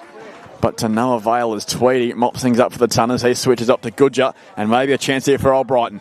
Yeah, Tweedy again, another intercept mark. I know we're raving about the Tunners' defence, but it is really impressive. There's a turnover here, and it's a chance from Schumann. A bomb from 50. No, it's going to go out on the full, yeah. So Tweedy, he's going to waste no time and darts one. What a kick on this flank here, finding Goodyer. So it's Goodyer. Left back flank here for the Tunners in the middle of the ground, finding Dick. And what a kick that was. Oh, they're on too. Yeah, Gossigo over the top. If he's elected to be used, but he's not. And inside 50 they go. Pryor out on a lead, and he's going to get the free kick. Almost well done by Alessio, but the chop over the arm over the shoulder. So it's going to be a free kick Pryor, and he's going to have to kick from about 50 out directly in front. Yeah, I think it was Montanaro's run from half back down the line. You're right, he did have Seager over the top, opted to do it himself, and then by foot to find Pryor. Again, it's just they look far more composed, do Old Brighton. Yeah, I'm not sure if that's mids getting sucked up by St. Bernard's, but it just looked far too easy, that ball movement is. Pryor's going to line up for his second of the term. Looks pretty good, and it's going to hold. And another goal for the Tunners, 8-6, 54, 1-5, 11 for the Snow Dogs, of course, on the Moonee Ponds Club scoreboard. Just good counter-attack, as we spoke about before. Easy for Quinton Montanaro to run off half-back, and found Benny Pryor on the lead. And they're just doing it pretty comfortably at the moment. The Tunners, 27 played in this second term. 8-6 plays 1-5. Now to a game-high 43-point advantage. Old Brighton showing every ounce of why they were the team to beat last year and will continue to be the team to beat the hunted team in 2026 in William Buck Premier Men's. Saro and Carr go up in the middle. Lovely palm down. It's going to come towards the outside. Rasuccia sends it out towards half forward. Saro's got a lot of work to do. Did well. Put on the afterburners, tried to find Schumann. He left it behind. Rastuccia was bumped off it by Cam Pearley. Handball in towards the corridor. Burnell tried to trap it. Then he was trapped. Really on there by Schumann. Couldn't quite gather the football. And umpires found a pushing free kick going the way of the Snowdogs. Probably not a lot of time left. Gillam will drive it up towards the flank. No mark could be taken. Liberatore is lurking dangerously. McNabb will just sink the slipper into it. Goes really high. Early fly, Travers. Umpire says it was a realistic attempt because he got a hand to it. Ag feeds one over the top. The Tunners in transition once again, courtesy of Pryor. But a nice smother there from Hughes just to upend that. And we'll get a boundary throw in at true centre wing. They've had good multiple options in the front half, Brighton, haven't they? Like Manton's been good, Ryan Agg's been able to be another target, Benny Pryor's stepped up in this quarter, and then you've got Hamish Dick as well and Geordie Seeger. So also might have been a little bit concerned pre-game about what their front half was going to look like. Marcel's managed them really well today to have multiple options up there. Yeah, it looked like it was just going to be Manton for most of the day early, but everyone's kind of chipping in at the moment as they've already got 54, so the forward half is no problem, and half-time siren's gone. I didn't realise. It did. Yeah, sorry. Half-time here at the Brighton Beach Oval, and is a very compelling opening set of an hour of play for the old Brighton's premiership defence. 8-6-54 they lead, 1-5-11 St Bernard's. A little half-time chat before we go for a break, and we're joined at the halftime show by both club presidents Marshall Hill and Steve Perrott. But Hutch, it was a far more possession-dominant quarter there for old Brighton, but as a contrary to the opening quarter, they just weren't as clinical when going forward. Yeah, and they probably had the same amount of scoring shots, didn't they?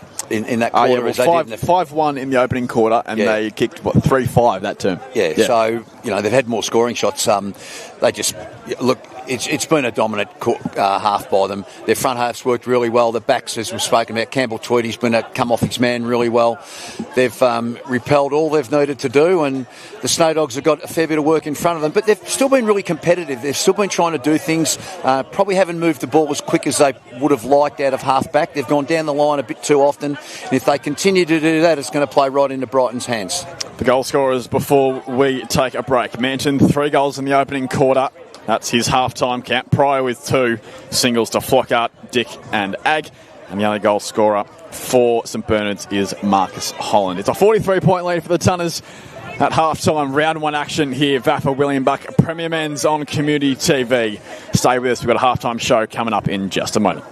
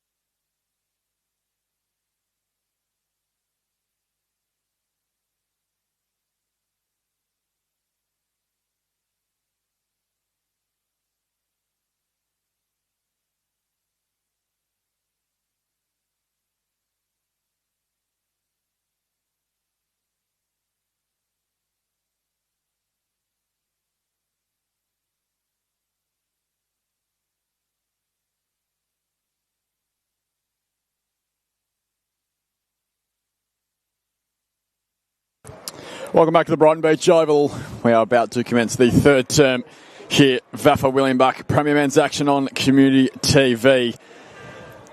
Brighton, they were prolific in the opening half of the season. 8-6-54, St Bernard's 1-5-11.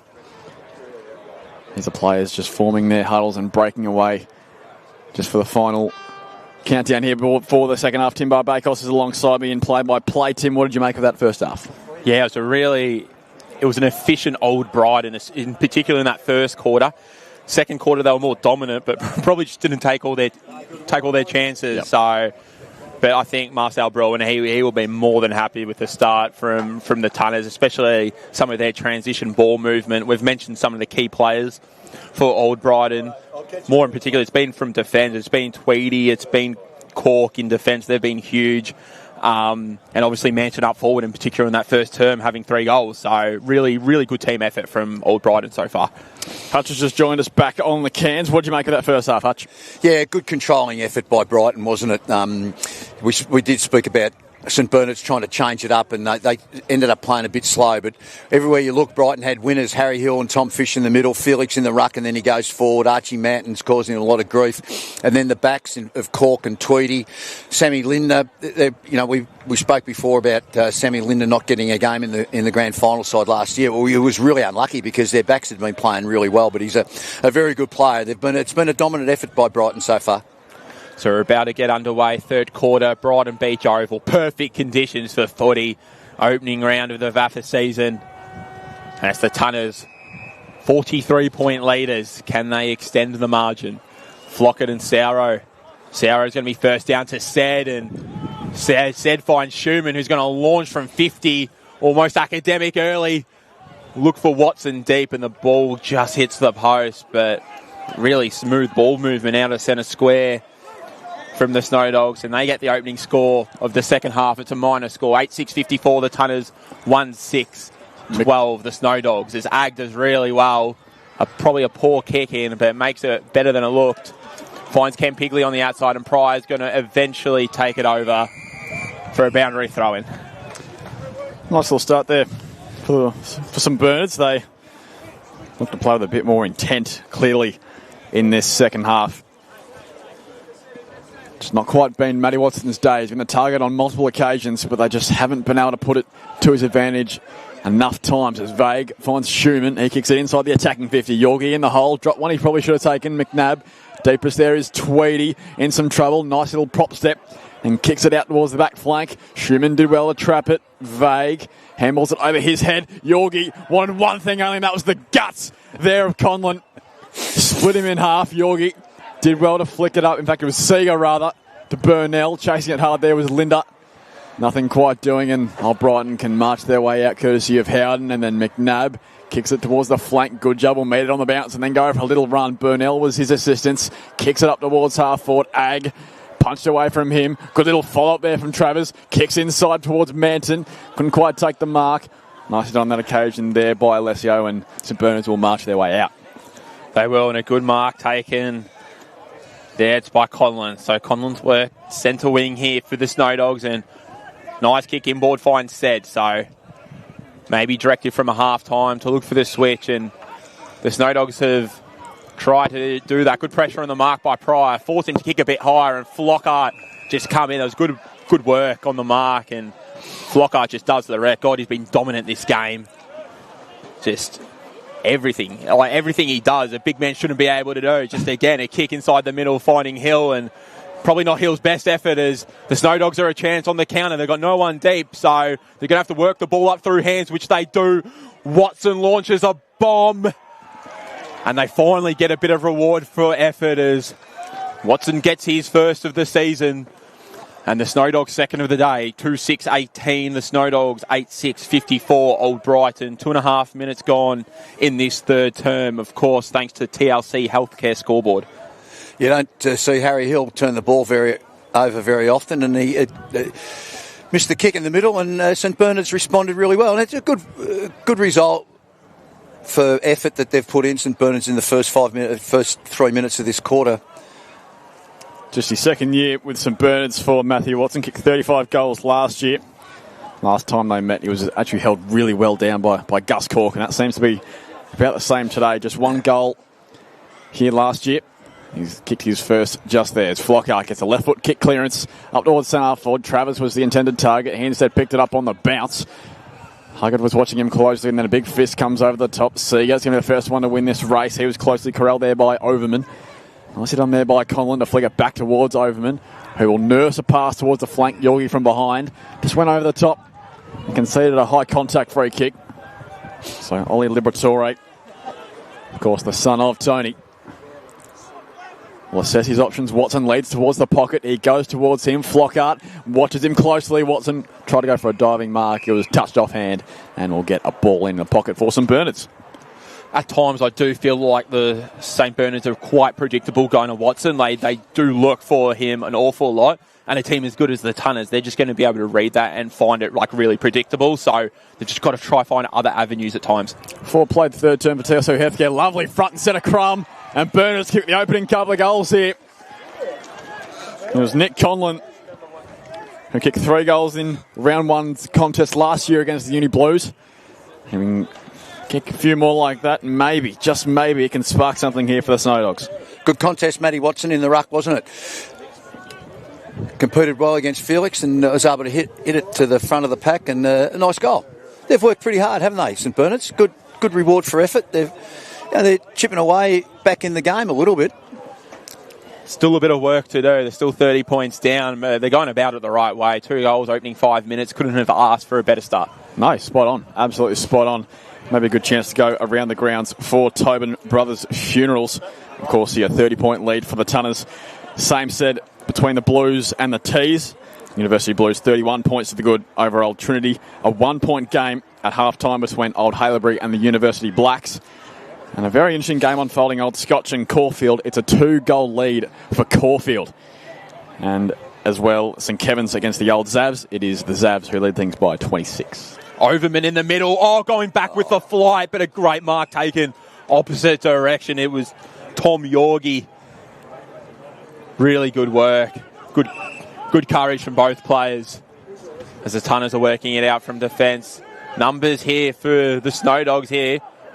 Not good news there for Burnell as he's holding his leg. Hopefully not a ham, maybe just a corky as play continues.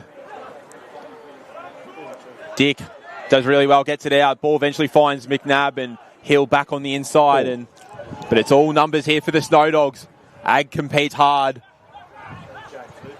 But it's good pressure, good tackle there from Price. Should have been ball, surely. Game's gone up. I know, yeah, it's gone up. Few big hits. But the Snow Dogs do really well. The ball found Hughes in the middle of the ground, and they're looking to go inside 50 this time through Vague. Hands it off, but it's just a wasteful kick that time, and Flockhart picks it off with ease. Just noting Zach Overman was trundling towards the bench. Barati's going to be the one to come on. He's sort of hobbling on his left leg, it appears. So he's going to make his way to the gates and then look to recover as Yorgi, a little bit cleverly, took the mark and then walked around his man to take the play on. Kicks up towards Goodger, who marks about 70 from home, plays on quickly, goes really high. Manton's completely alone inside the attacking 45. Couldn't quite take the mark. Manton gets back on his right. It's an open goal square. It's not going to quite bounce for him. It's through for a minor score. 3 goals, 3 now, Archie Manton. It was a great contested mark by Tom Yorgi previously, wasn't it? And both he and the guy for St Bernard's, Daniel Gillam, it was a great effort, and either one could have really hurt themselves, but it was a great mark and kept his eyes on the ball and got a resulting inside 50 after that. As Flockhart's taken another mark this quarter, really asserting his dominance. Not his best kick, as the ball's just going to stay in. Finds Cam Pigley high up and under. Snow Dogs have numbers, but they're under pressure here as Overman fumbles it quite smartly in the end, as he got away with it for a minor score. 8-7-55, 8-8-56 to 3-6-24 the Snow Dogs, thanks to the TLC Healthcare scoreboard. Oh, it's a risky ball to into the corridor. Linder just bites it straight off and then finds Ag inside the attacking 45. It's happened a couple of times now. Hutch, where St Bernard's have to go quickly, and it just does not pay off. It just ruins all the good hard work that you've done in the first 8 minutes of the quarter where you just simply turn the ball over from a point kick in. That shouldn't happen, and Ryan Agg has an opportunity to make them really pay on the scoreboard. Played his juniors here, Ryan Agg, for the Brighton Beach Kangaroos, so he knows this ground pretty damn well. Should aim this one just outside the right post. Let it work back in the breeze. Umpire's not even going to move. There's a little dance in the end, but it's going straight through nonetheless. Ryan Agg punches home his second. The old Brighton lead is back out to 38 points. 9-8-62, plays 3-6-24. We're 9 gone in this third term for TLC Healthcare. Think differently about aged care. We do. Old Brighton's principal partner. Just thinking about like how much more dominant like Old Brighton can be. Like they probably haven't been at their best and they're still up by 40 points. It just shows the signs of just a good team, really, doesn't it? So plenty of improvement, which Marcel will be looking forward to throughout the season. But good start here so far for the Tunners as we're underway, and Carr this time's in the ruck, follows up. Said he's getting more involved as the game's progressed. As he gets the ball on the boot that time, and the Snow Dogs keep the ball rolling forward. Out the back looking for Berardi, ball misses him, and Burnell's going to sweep it up. 2-on-2, inside 50. Almost marked that time by Manton. Off the deck again like he did in the first, but it could work to Agg's favour. He's kind of dribbled it over to himself. The Snow Dogs, everything they do is under pressure. The Tunners are doing really well through Karayanis, and eventually the ball's locked up about 10 metres out from the Tunners' goal. It's good to see Geordie Seeger and Hamish Dick getting a look inside at the last centre bounce as well, and even with Josh Carr. Give them a... Manton almost grabbed it out the ruck, couldn't quite get away. Hill applies the tackle. But you're right, Hutch, the midfield rotation and the depth that Marcel Bruin's got. Yeah. You can just put almost anyone in there and trust them to get the job done. Yeah, that's right. And you can understand him doing it when Felix is in there, and Felix is likely to win it. But to use those two boys when Josh Carr is in there, it gives them a really good opportunity to have a good look, and gives Marcel a different chance also to experience some other players inside the centre square. Ethan Schumann was going absolutely nowhere in the Seeger tackle. The margin stands at 38. 62 plays 24. Old Brighton flexing their muscles. Harry Hill tugged along the boundary line, handballs it inside. Seeger pats it up towards himself. Pryor couldn't quite trap it. Under pressure here, there's some Burns defence, but when you needed the man the most, Benny Huggett will just slam it out there up towards half-back, but it's only red and blue jumpers. Linda took a little bit of time to gather the football. Pryor, Linda again, can try and get in his right foot. Sammy Linda, that is a beauty. Oh, get out of here. The kid's good. Sam Linda, not a known goal scorer, but when he can do stuff like that, maybe just throw him in the guts and see what he can do. Yeah, and Gus Cork was really good again, wasn't he? He just won the one-on-one contest and pushed it outside to Sammy Linda, and he did the rest. Out to a game-high 44, just like that. For all the work St Burns were doing in that first 5 minutes to give themselves a little bit of a pulse, a little sniff, it just goes in the click of a finger. Certainly does. Yeah, really impressive work again by Old Brighton. Classy finish from Linda, and almost back at that game-high margin. Again, it's 44. It could be game-high. It was 43 at half-time, so Old Brighton have worked their way into this second half quite nicely. So back in at Carl Saro. Saro just gets him just for a bit of height and set out of the middle of the ground. Uses his frame and gets it going inside. Ball was touched, but Cork just reads it just that little bit better than Charlie Vague, and the Tunners are out again through Dick, and he's going to dab one short to Ag, and Manson's one-on-one deep. He's going to look for him, but just miss him, looking for Flockhart instead, and eventually the ball's knocked out of bounds. About 25 out from the Tunners' goal. So through 12 and a half minutes now of this third term, Old Brighton looking to extend their lead out to 50 and beyond. The ball's brought back in. Manton's going to do the ruck work. Just try to bring it straight to ground, then took it out the ruck. Archie Manton, has he kicked his fourth? He has. A nice bit of ruck craft there from Archie Manton. It's been interesting how he's been able to get goals from almost nothing. Yeah. He hasn't, rarely has he come out and taken a beautiful mark and a lead and then gone back and slotted one. It's all in different ways. Yeah. Yeah. I tell you, Old Brighton it's being played completely on their terms. And St Bernard's, when they get possession as well, they're not the ones really who are making much of an impact. Marcel will be very pleased. Whenever the Tanners are going forward, it almost just feels like they're going to get something out of it. Yeah, also it's just the efficiency in ball movement, the skills. It's almost different class, really. Like the skills inside 50, Brighton and Grammar are hitting targets, whereas St Bernard's are probably not hitting those same targets. As Dick launches a bomb inside 50, but that's been picked off as the Snow Dogs have a chance to rebound, looking for Berardi, but Fisher plucks an arm out and reels it in quite nicely.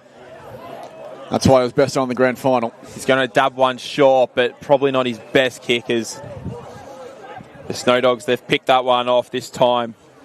It was Iudika, and he's going to swing it across, and he's going to look to get it again this time from Hughes. So good running from Iudika, brings it on this outer wing through Overman. So better ball movement here from the Snow Dogs. So he kind of just takes his time, probably eventually will go long down the line here. So numbers up, and Cork just kicks a high up and under off the boot and essentially fisted over centre wing here.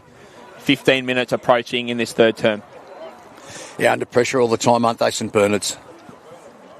50 points is the margin then as we go about halfway in this third quarter. 11-8, 74, plays 3-6, 24. The margin has really just sort of continued to grow as the afternoon has gone on. That's just slick hands from the Tanners midfielders. Fisher and Seeger working in tandem, and Burnell got a hand to it just before it went out of play. So it won't be a lasso free kick. We'll just get a boundary throw in, just attacking side of the ground. The margin was 29 at quarter time, 43 at the main break. And we sit at 50 at this point of the contest. Josh Carr and Saro will do the ruck work. Carr just goes up and takes it out the ruck with his 2 mitts. He found Fisher by hand, then kicks it up towards the flank. Hot on there by Hughes to just bring it to ground, and then almost dived on top of the football. Ollie Goodger on debut going in aggressively, and he's going to be caught dead holding the footy. Hughes with a bit more experience just knew that if he can pin one arm, that's probably good enough. Umpire will see that as prior opportunity. He's going to pay holding the ball, and Hughes, it's a great kick in towards the corridor that found Gillum. Only standing targets inside the attacking 45. No one coming at the ball carrier. Yeah, they've just slowed them down, haven't they? It was a really good kick into the corridor, and he just needed to keep going, take a risk and roll and go and get it inside 50 quickly. Alessio does exactly that off hands. Nice on here by Huggard, flicks it back. Gillum's going to be met immediately by Gus Cork, buried him into the turf. Huggard goes again and then just walks out of play. We'll get a boundary throw in right in front of us in the broadcast position here at the Brighton Beach Oval. So 50-point lead here from the Tanners as we cross the halfway point. Good start from the Snow Dogs in this third term, but Tanners responded with a couple of their own. So Carr's in the ruck, pushed out of it by Sauro, and he will get the free kick. For an undersized ruckman, Josh Carr's been good today. He has. Used his athleticism, because he's a big man, the ruckman for St Bernard's, and he's done really well, Josh Carr. It's Burnell with great kick. Ball in hand, it is, finding Hill. So Hill's going to look inside 50 here. He's got Pryor in the lead. It's just going to go over his head. And well read that time by Mitchell Hughes. So whoa. Hughes with a dangerous kick. Tanners have numbers here. Ag picks it up as he gets some support, but really good work that time by Schumann just to lock it up. There was 3 Tanners waiting to pounce on that footy, but Harrison Schumann's able to lock that one for another ball up here. About 60 out from the Tanners goal. So we're up here, no one in the ruck. Sarah couldn't quite get to it, and Hill off the left foot. Out on the lead, looking for Pryor. Well roved. Snap along the ground, and it's going to go across the face of the goal for another boundary throw-in. Probably a good result, though, in the end for Old Brighton. Get another forward 50 stoppage and just continuing to mount that pressure on the Burners' defence. Even that time there, just the kick across the ground from the Snow Dogs. Everything they do, especially in defence, it's just all under a lot of pressure. And maybe a chance to add to their third quarter goals tally. Ciara gets hands to it, but red off the boot was Karayanis with a flush across goal for a minor score. 11-9, 75, 3-6, 24 for St Bernard's. 18 minutes on the TLC Healthcare scoreboard. And it's a completely different look in the front half at the moment for Brighton. Ryan Agg would be the tallest player down there, and the rest of them are all medium to smalls because you've got Flockhart and you've got Manton and Hamish Dick on the bench just at the moment. So it's good. He's been able to mix it up a little bit, Marcel, and is giving a lot of players an opportunity to have a lot of look in a lot of different positions. The luxuries of being 50 points up, eh, Hutch? Yeah, no, that's true. Yeah, you can play around a fair bit when you're that far in front. Burnell gathers in the meantime, and it was a nice smother there from Overman. And we'll get a boundary throw in right on the arc at right half forward for the Tunners. They're doing almost everything right in this third term, apart from the first 5 minutes where St Bernard's gave himself a sniff, but to Marcel Bruin, old Brighton's credit, they have really not even sent the ball back in their defensive zone as Fisher gets the clearance on the left peg up towards full forward. Pryor was at the back. He was there with Goodger.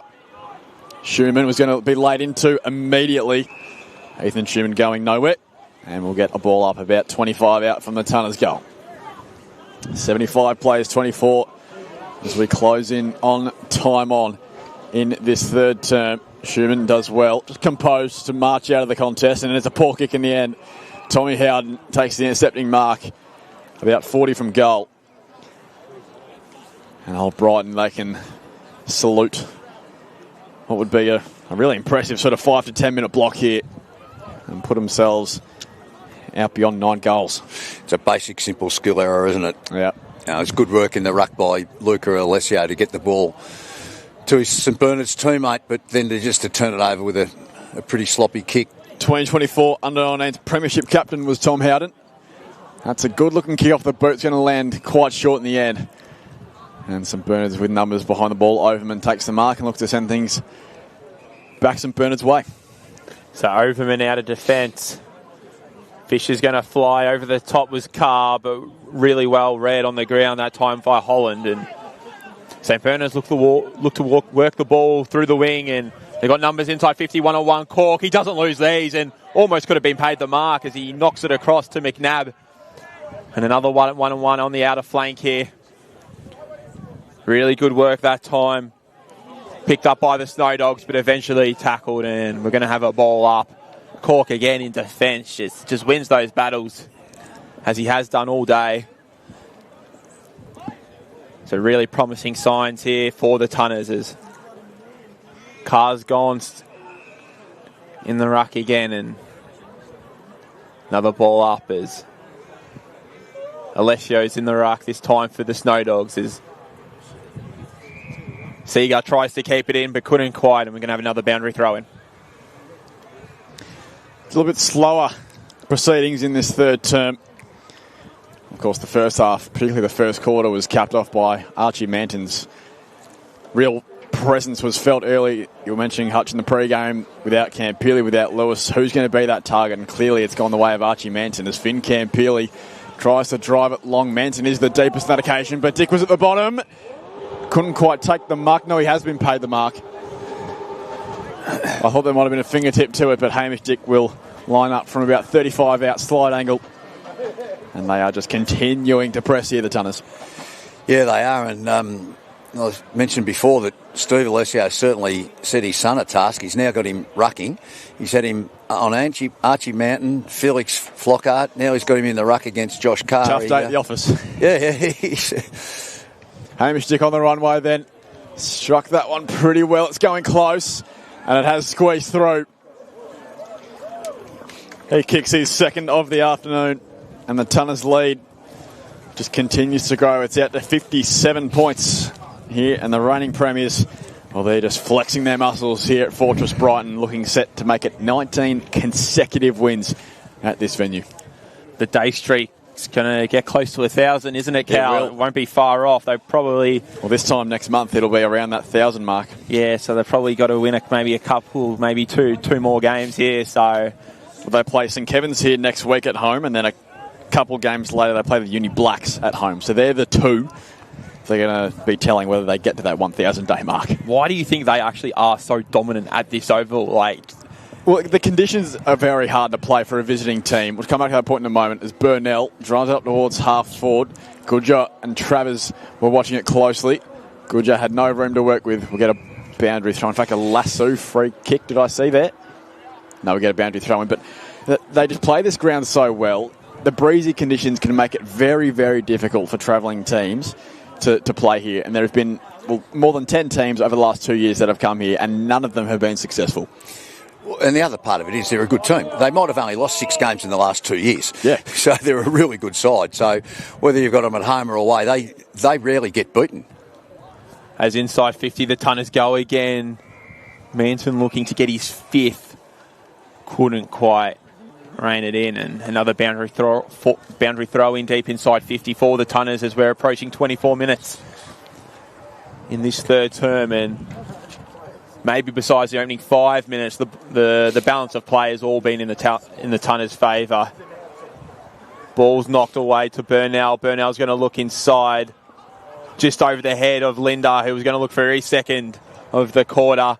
101 deep. Cork goes to ground. Really well done there by Vague. Hands over the top. Watson launches another bomb from 50. Yes. And he's got another. Really good work there, though. Charlie Vague beat a 2-on-1. And Watson's going to kick his second of the match. 12-9-81. Old Brighton 4-6-30. St Bernard's, of course, on the TLC Healthcare scoreboard. Quicker ball movement for them. And as you said, a good contest inside 50 by Charlie Vague. And nice finish from Matty Watson. He's got 2 for the quarter. And it's a run of 4 Old Brighton goals. I imagine they pegged it back to 30. Did some Bernards, but then 4 straight for the Tunners. And that one there for Matty Watson has the margin sitting at 51. That's where 25 played in this third term. Carr. Sarah got a battle. In fact, there's Alessio in the ruck there for some Bernards.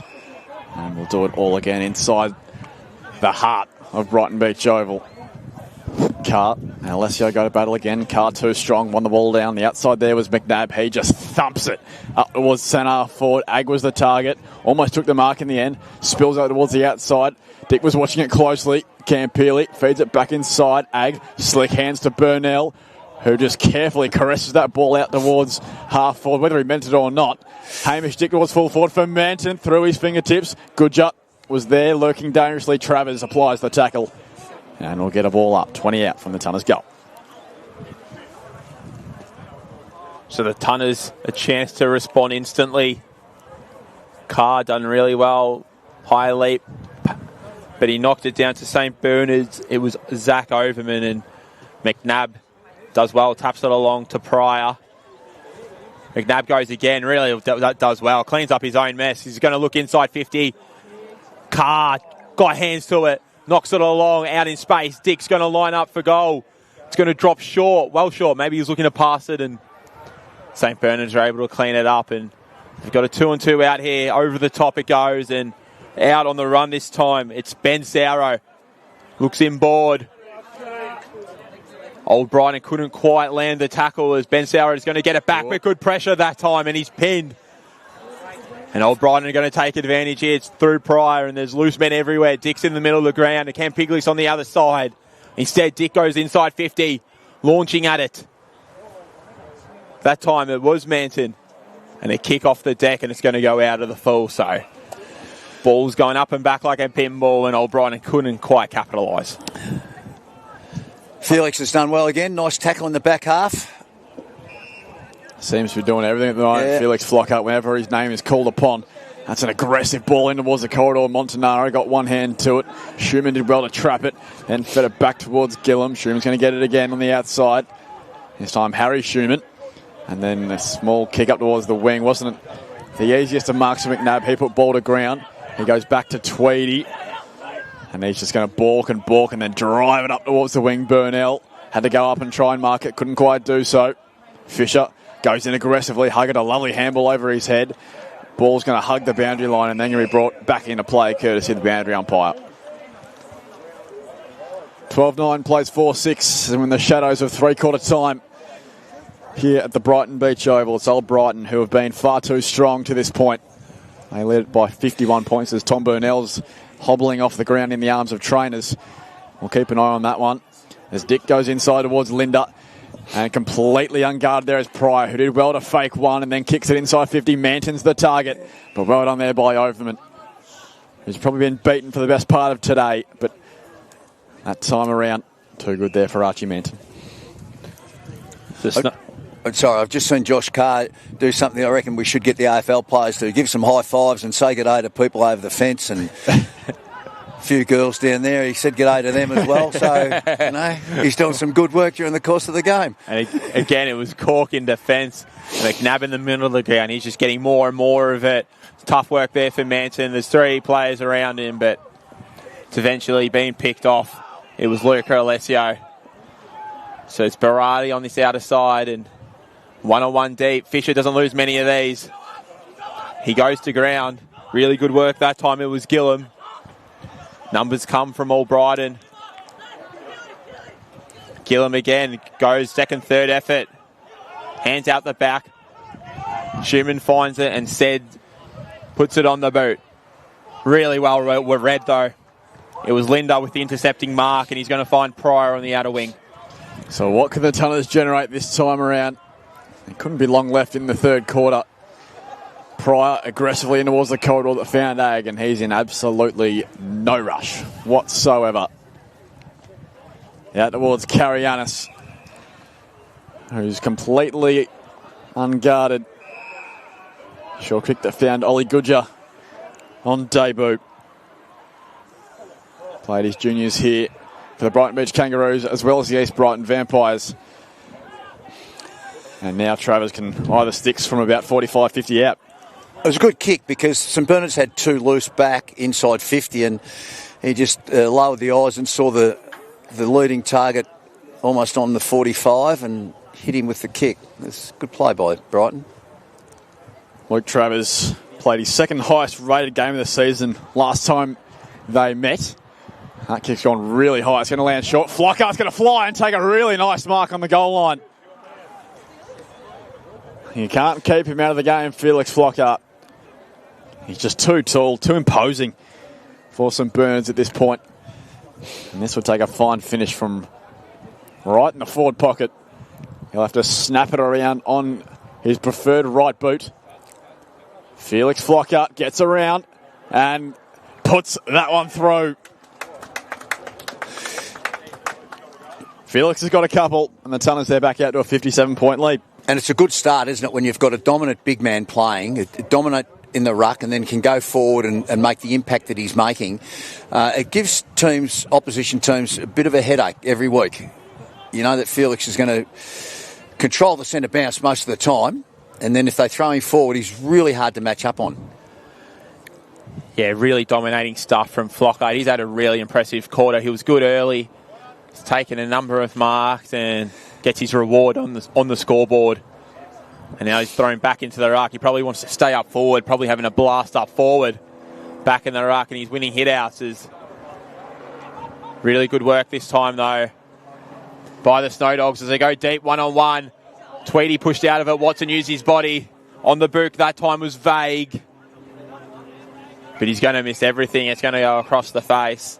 Some of the more impressive centre bounce work St Bernard's have shown today, and they've been pretty solid out of the middle, but around the ground, the Tunners, they just quite can't keep up with the Tunners around the ground, and I guess that's why they're up 57 points. Is Montanaro is going to take the ball out of defence, looking for Flockhart here. He launches, he couldn't quite reel it in, and instead the mark's been paid to the Snow Dogs. So maybe a late chance here. Looking for Watson. The Watson-Tweedy matchup, but really well worked that time by Cork. Just came across, couldn't quite reel it in, but it was just probably a bit too predictable. He knew exactly. He's angry with himself. He didn't take it. Yeah, he read it. He knew exactly where the kick was going, but couldn't quite reel it in. Watson tapped a beauty down before. Tries to take this one out the ruck. Used his size, maybe threw it. Eventually on the boot, and minor score for the Snow Dogs. There's a three-quarter siren sounds. It's St Bernard's 4-7-31. Old Brighton 13-9. 87 on the TLC Healthcare scoreboard. Emphatic three-quarters so far from Old Brighton. Greg Hutchison is on special comments thanks to Hit IQ's game-changing Protect Concussion Management System. Hutch, it was sort of the game we were maybe expecting Old Brighton to be far classier, and that's exactly what we've got so far. Yeah, we saw Matty Watson get a couple of goals that quarter, but it would have been nice if they had been able to chip in the first half as well. Brighton just a dominant, aren't they? Their backs have been really good. We saw Gus Cork there pretty disappointed with himself for dropping the mark. He's been competitive all day, more than competitive. He's been really, really good. And he and Sammy Linden down there, and then you go through the midfield. You got Fisher, who rarely gets beaten on a one-on-one. Tim, as you said, and Harry, he's been good but without dominating. And then you look up in the front half, and there's just multiple options for them. It's been a really dominant performance. The goal scorers to this point for St Bernard's, a couple to Watson and singles to Holland and Conlon. Comes for Old Brighton. There's multiples across the board. 4 for Manton, and then a brace for Flockhart, Dick, Pryor and Ag, and 1 to Sam Linder. Three-quarter time from the Brighton Beach Oval. It's the Tunners who lead things by 56 points.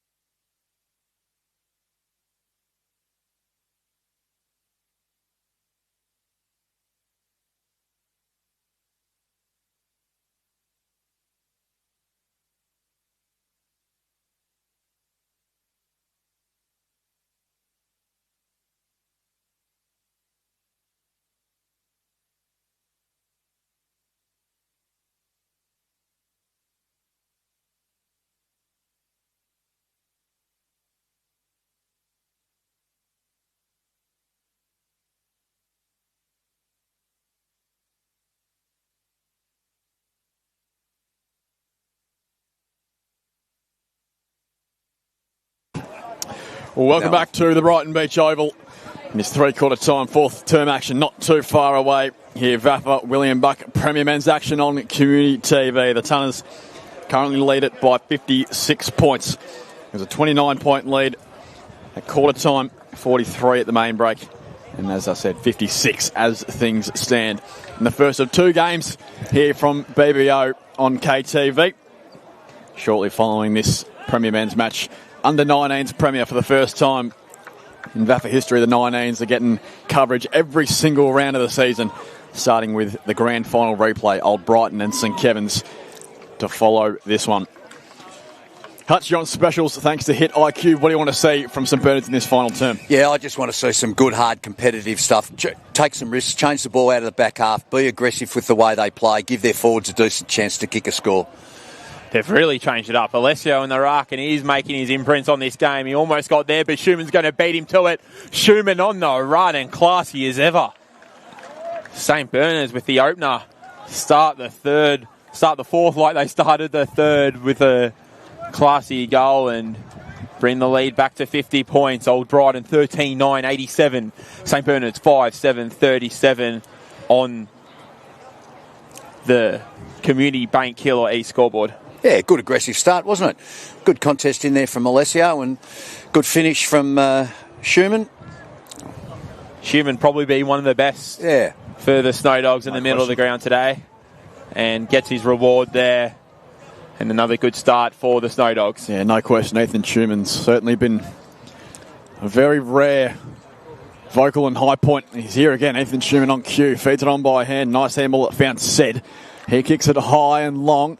Yorgi had only one thing in mind. He punches it outside the defensive 45. Vague was amongst it there alongside Seeger, who felt he was held. Umpire disagrees. Carr watches it close. In fact, it was Lowen in the big long socks. He thumps a long high kick up towards the wing. Karianis was watching it closely. Alessio flicks it up, gathered there by Overman. Yorgie's now underneath it for Old Brighton. Carr next in the chain here, feeds it on by hand. Goodger kicks it up towards the flank. Flockhart was alongside there with Karianis, but it's mopped up here by Iudika. And he goes back. Nice composed ball. A big punch over the top. Carr. Then Flockhart's next to the chain. Karianis lurking dangerously. Went to ground, then got up just as quickly. Felix Flockhart towards the boundary line. Alessio is going to gobble him up. And we're going to get a ball up. Well, Tim, you've partly got what you've wanted. Ben Huggard's gone into the midfield, so he's not quite forward yet. Maybe by the end of the game we can get Sess to get him up in the front half. That's all right. Him in the midfield. You want your best players forward to centre, I believe, and him taking kick-ins, I just don't think's the play. Anyways, I digress, as Holland does really well on his left peg. One hand out, Tweedy might get the holding free. Old Brighton get the holding free and kick in the middle of the ground, and Huggard gets hands to it, but Hill's right on him. That'll be a good match up in the final term, Huggard and Hill, if they're going head to head, which it looks like they are. So Old Brighton still with a comfortable 50-point lead as Carr first to it, knocks it down. And we're going to have another repeat ball up here. So still plenty to get out of the game from the Snow Dogs. A probably more even third quarter as they can even up this fourth quarter. They'll be happy with their second half performance as the Tunners work the ball through hands on the outer flank. Pryor gets an unkind bounce but follows quite nicely. Does really well in the end. Finds Ag, who goes backwards to Campilli. Campilli takes his time and nails a kick in the middle of the ground. It was a nice kick, wasn't it, Cal? And lining up for goal this time is Tom Howden. 7 senior games last year, averaging 13 possessions. But another one of those talents, Hutch, that have come through. Brighton Grammar, the 19s, won a flag in 24 with the 19s, as I said earlier. Yeah, it's certainly been a really good nursery for them. And they don't recruit from anywhere else. Well, when I say don't, but they rarely do they recruit from outside the Brighton Grammar area and the Brighton area. It's been a really fertile recruiting place for them. Great goal. And Howden thumps that one through from 55, if you don't mind. And another goal scorer to the tally for the Tunners, 14-9-93. St Bernard's 5-7, 37, 4 minutes gone on the Community Bank Kilo East scoreboard. Just around the grounds quickly for Tobin Brothers Funerals. Still the leaders comfortably. University Blues over Trinity. Uni Blacks have stretched out to a 5-goal lead over Old Haileybury. The Zabs still 5 goals good to St Kevin's, but a really close one between Old Scotch and Caulfield Grammarians. Just a 1-point game there, early days third quarter.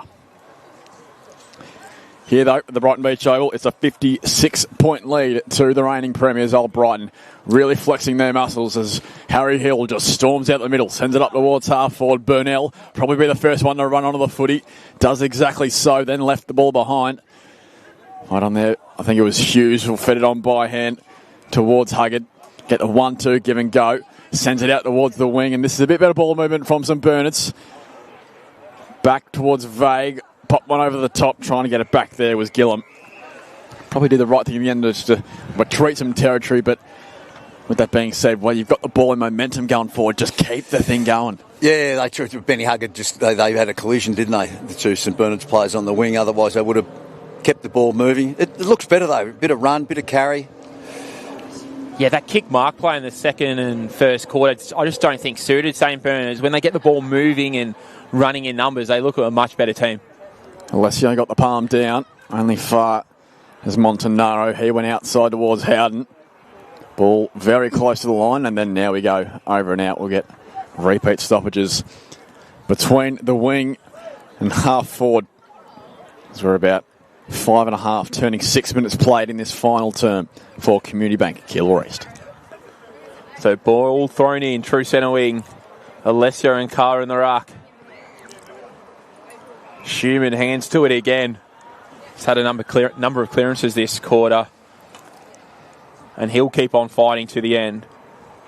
Khan does really well, recovers the ball, but it's eventually turned over, and Yorgi picks it up. Great crunching tackle laid, and it's going to be a free kick to St Bernard's, to Gillum.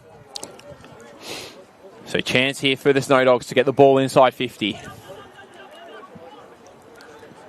Gillum takes his time, uncertain which direction to go, eventually launches long. Mark drop should have taken, I believe that was Montanaro. Snow Dogs are going to get a chance through Alessio inside 50. High up and under, and good mark taken. Harrison Schumann on the end of it, and he's going to line up 25 out, slide angle.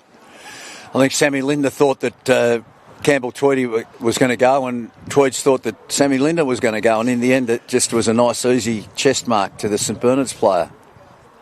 Just a simple miscommunication, but I suppose it's not going to matter too much as far as the result's concerned. It might matter at the selection table when it comes to the end of the week for I don't think Marcel will be that ruthless at this time of the year. Nice goal, nice finish though. And Harrison Schumann gets the second of the quarter for the Snow Dogs, and he's first of the match, and back to an even 50 points. 14-9, 93. Old Brighton 6-7, 43. St Bernard's on the Community Bank Keilor East scoreboard. It's only a matter of time, really, just making sure no players get injured, but still being able to apply all the tactics and all the strategies down the stretch that both Marcel and Steve Alessio will be really looking to implement. 100%, as they've definitely changed things up. As Hutchie said, in the middle of the ground, they've now got Seeger in the middle. The Dick's getting more and more of a run in the middle of the ground, and Fisher's still there, and they're still winning clearances as Dick's going to launch a one-on-one. Ag's got the position. Almost reeled it in. Pretty good body work. Does well. Karianis on the outside, and he snaps it in. Good contest work there from Old Brighton, and Karianis, the beneficiary. He's first of the afternoon, and Old Brighton back to that 56-point margin. Well, he's a cult hero, Cara, but it did look like a bit of a throw from here from Felix Lockhart. Yeah, no, the other good thing too from the St Bernard's perspective is that Cess also is giving some different players a look in the midfield. I know he's moved Benny Huggard from half back to mid, and that wouldn't be unusual for Ben, but there's a couple of other new ones in there. So getting a look, and it's a good experience for them against a really quality midfield in Brighton. It gives Cess a chance to have a look at them and gives them an opportunity to move forward with some different people in there. 100% Hutchie, and it just gives them the idea of the level they kind of have to get to, because this is Old Brighton, they're at the top. They're the hunted at this point. Yeah, they're the benchmark, and it's good for the young players in there from St Bernard's to have a look and see what it's all about. And find out what they need to do and learn from the players that have been around the top level for a long period of time. Tweedy intercepted the Liberatore kick. He goes out towards Howden, and then Karayanis running through nicely there. Tweedy, just a nice little sidestep, then kicks it inside the attacking 50. Manton was the target. Overman did well to bring it to ground. Hughes handballs it back in towards traffic, then has to go get the footy again. Coming towards the broadcast position. St Bernard's just going to march their way out. Nice ball there from Overman. It's going to be cut off by Cork once again. The intercepting machine that is Gus Cork. That kick hasn't gone the required. Fisher inside for Ag. Slick hands towards McNabb. Barati claimed him immediately. There's a bit of a dumping tackle, I thought. Umpire disagrees. We'll get a ball up. And we've got to give credit to Zach Overman as well. He's really toughed it out today. He's had his hands full early with Manton, but he's kept at it. He's really been determined about the way he's gone about it. He took a really good intercept mark there. McNabb. He's got his work cut out here again. Goes around quickly. It's a 1-on-2. Watson's loose in defence. Then won it down. Goodja not going anywhere in the Watson tackle. I was just going to point out there, Matt Watson's playing loose in defence now for St Bernard's rather than being one of the imposing targets up in the forward line. Yeah, it's an interesting call, isn't it, playing a +1 at the 10-minute mark of the last quarter when you're 50 down. Well, there he is on cue. Matty Watson, last line of defence, flicks it out towards Hughes. Little nice, careful, caressing ball in towards the corridor. Not many options either side.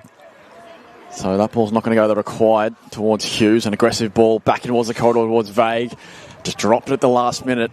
And we'll get a stoppage right on the arc. But it's been those sort of moments where St Bernard's just need to be extra clinical coming out of the defensive 50. They just can't seem to get it 100% of the time. Knocked down that time by Alessio, but straight to the Tunners in a 1-on-1 deep. Manton's there and clunks it in. Lining up for number 5. And probably the easiest of the lot is he's on a slight angle, but about 10 metres out. And he did the right thing, Zach, just taking the front spot as well. And you'd rather them do that and try and hold their ground than concede front spot. It was just a good play and a good mark, and edged him under the ball and finished it quite well. So Manton's got 5 and really commanding game from him. It looked like he was going to kick 10 early as he's had 3 in the opening quarter.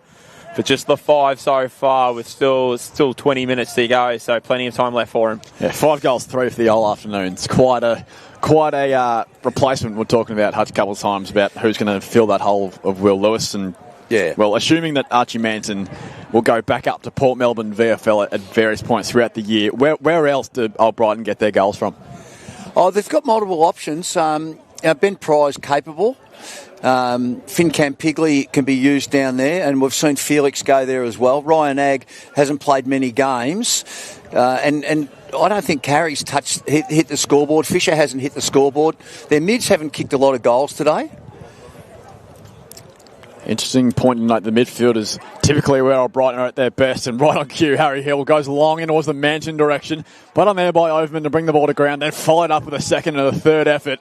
That'll be applauded by Steve Alessio. Yeah. And whilst we thought Matty Watson was playing a +1 in defence, he was just simply rucking and couldn't get out of the back half to get up to the end of the contest. He is now in ruck duties here. On there by Manton to go towards the outside. Howden tugged along the boundary line, had the kick smothered. And we'll get a ball in about 40 out from the Tunners goal. They lead things by a game high 62 points, where 13 gone in the final term. It's another chance here for the Tunners to add to the scoreboard. Manton has been thrown in the ruck on Watson, so all different ruck duels at this stage. Watson uses his frame, knocks it down to Sed, and Schumann throws that away. Umpire says no, and another ball up. About 40 out from the Tunners goal. So good work there again from Bernard's kick out high, up and under, and Flockett's able to pick that off. Calls for the middle of the ground, and the switch could be on here. Cork's going to have Tweedy, which he uses. Tweedy dodges the tackle with ease and looks inside 50. What a kick. Fisher on his lonesome, 45 out, 45-degree angle. What a pass by Tweedy. Made it look easy. Hutch just called for the midfielders to start scoring goals. Yeah. Tom Fisher just bobs up completely on his own. Yeah, and Cork and Tweedy have been good in the back half, haven't they? They've been really good. Cork again. He's certainly a really improved player, and Tweed's found the target nicely. And Fisher will like to hit the scoreboard here. So it's going to be Tommy Fisher lining up. Crosses the paint at 50. Probably tried to overkick it a little, Mantons there, but eventually fisted over that time by Hughes. So a minor score for the Tunners, 16-10, 106. St Bernard's 6-7-43. Short kick in towards the pocket that found Overman. We're going to back across the face of goal. There's just nothing really on for St Bernard's. Old Brighton will be very pleased just to lock it up right here. Last line of defence. And then an aggressive ball. That's going to have to be a really good kick. And Sam Lindo's been fantastic for me. One of Brighton's best by far. Nice kick in towards McNabb. Finn Campili's wide open. If he can find him. Instead goes to Yorgi, who runs around onto his left from 50. Tommy Yorgi. Bullseye. No. I went early. Thought he liked it off the boot. Poster. Into the woodwork. Maybe it went the right side of the post, but just clipped it. But I'll give myself a half mark. But nonetheless, a behind. Well, BT went early the other night, He mate, did. so you're entitled to go early. As the ball's knocked out of bounds there, so boundary throw in. So last 5 minutes all in the Old Brighton forward half as they look to add to their commanding lead of 64 points. Flockhart and Watson. Ruck duties here, and Watson just uses his brute size. Kicks a high up and under, but it's been picked off by Montanaro, who's getting more involved. He's got Flockhart on the broadcast side, but elects to go the opposite way. Risky kick. As Berardi tried to pick it off, couldn't quite get it. As Old Brighton are kind of toying with St Bernard's at this stage, and ball finds Tweedy, delivered that beautiful kick inside 50, and just did the complete opposite there as Holland's going to storm in and hit the post. Just a calamity of errors there. Yeah, I'm not sure Marcel will be too happy with that. You know, Brighton, they're going to keep playing it out all the way. I know they're well in front, and what happens in the next 10 minutes is really super not important on the scoreboard, but the way they play is they don't want to be just chipping the ball around and being a bit smart with the footy. They want to play really, really hard footy right to the end. Especially Campbell Tweedy, probably one of the better kicks on the Old Brighton team, just a bit lazy at that stage. Yeah.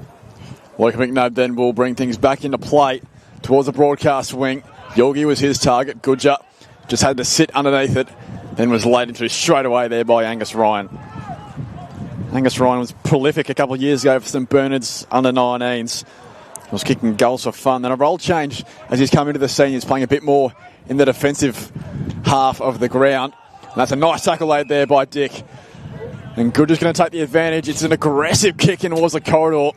He's trying to find Pryor, who was locked in a one-on-one with Schumann. Pryor and Schumann still going at it. We're about centre forward here for the Tunners. The wind has picked up quite considerably in the last 5 minutes. Nice handball over the top there towards Gillum. As the Snow Dogs just slow things up ever so slightly. And it's going to come straight back. Carianis to McNabb to Pryor. So Pryor's got the ball. Right forward flank for the Tunners. Looks over the top. And a chance here for Travers. Travers launches from 45, but it's going to fall just narrow as the wind picks up gradually. 16-12, 108 Old Brighton. St Bernard 6-8-44, 18 minutes gone on the Community Bank Keilor scoreboard. Kicking on that occasion from Ryan.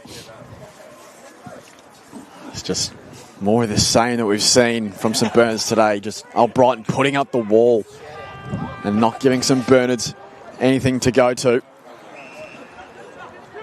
Schumann played all 18 games last year for the Snow Dogs, averaging 18 possessions. That was a nice kick across the face of goal.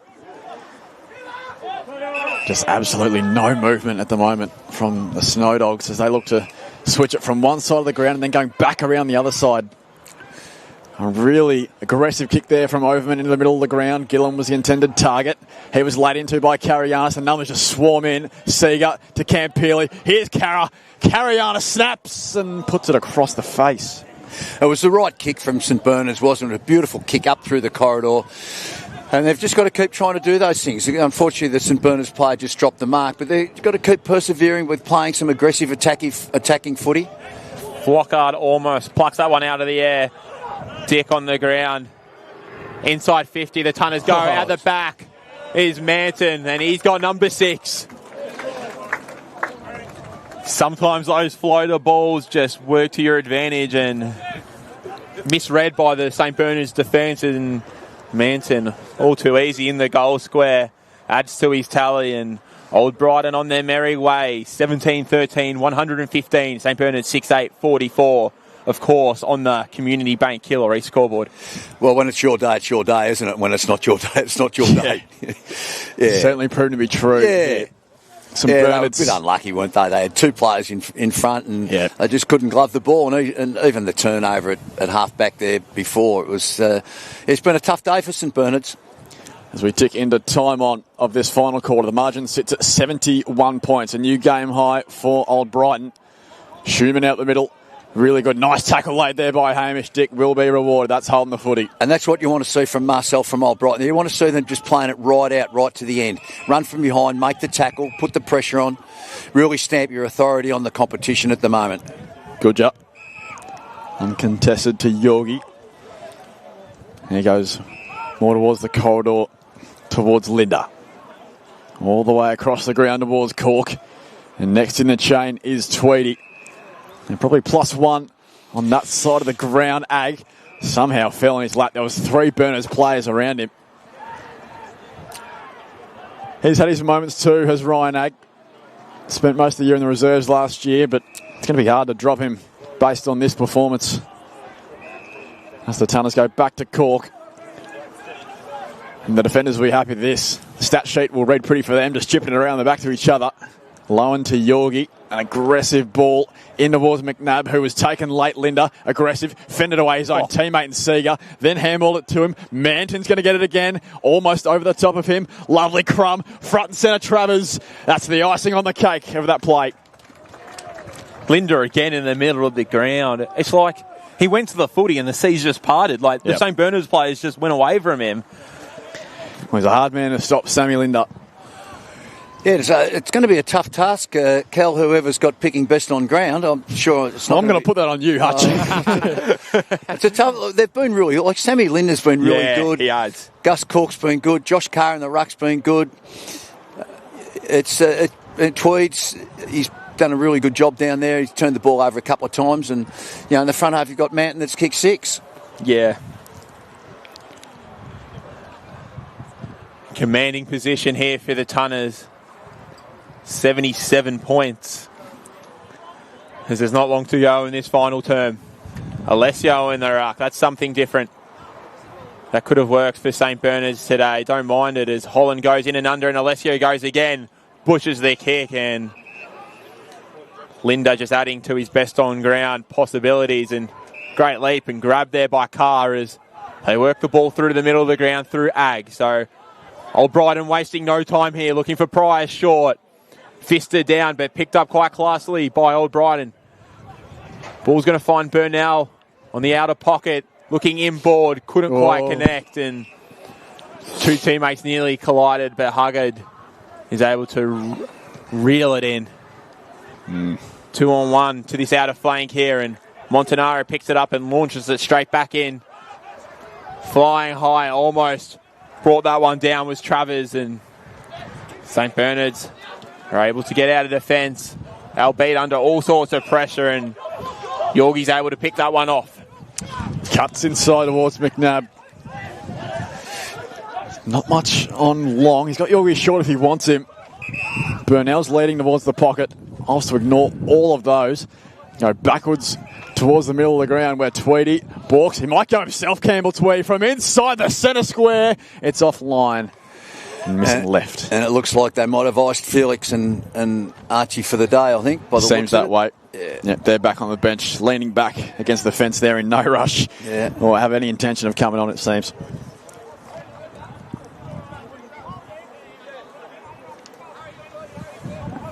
So Old Brighton, 78-point leaders as we're approaching 24 minutes in this final term. St. Bernard's going long down the line. Looking for Huggard. Good work by Cam Pigley. Gets it across to Yorgi. And we've got another ball up here. So in these final 5 minutes, Hutch, what would you expect? Would you just want Old Brighton just to play the safe route, don't get any injuries, just play kick pass? Or do you want to, as you've mentioned a couple of times, maybe see them really push out this game, try and break the 100-point barrier? Well, I just keep wanting them to play the way that Marcel wants them to play all the time. He wants them to play hard, aggressive footy, and there's no reason whether you play that at the last 5 minutes of this quarter or the start of the game. You just want them to keep playing the way you want them to play all the time. Go in, win the contest, move the ball quickly, give your forwards an opportunity to score, get back and do it all again. And it's a good opportunity for Siegs to step up here. He's got 5 minutes. Maxie Lowen's been on the bench for most of the game. You know, he needs to get involved in the contest again and really run it out, because they haven't had a game for 3 weeks. This will be really good. They'll be tired after it, but they've got a big game next week on Anzac Day against St Kevin, so they want to make sure that they're really ready to go again.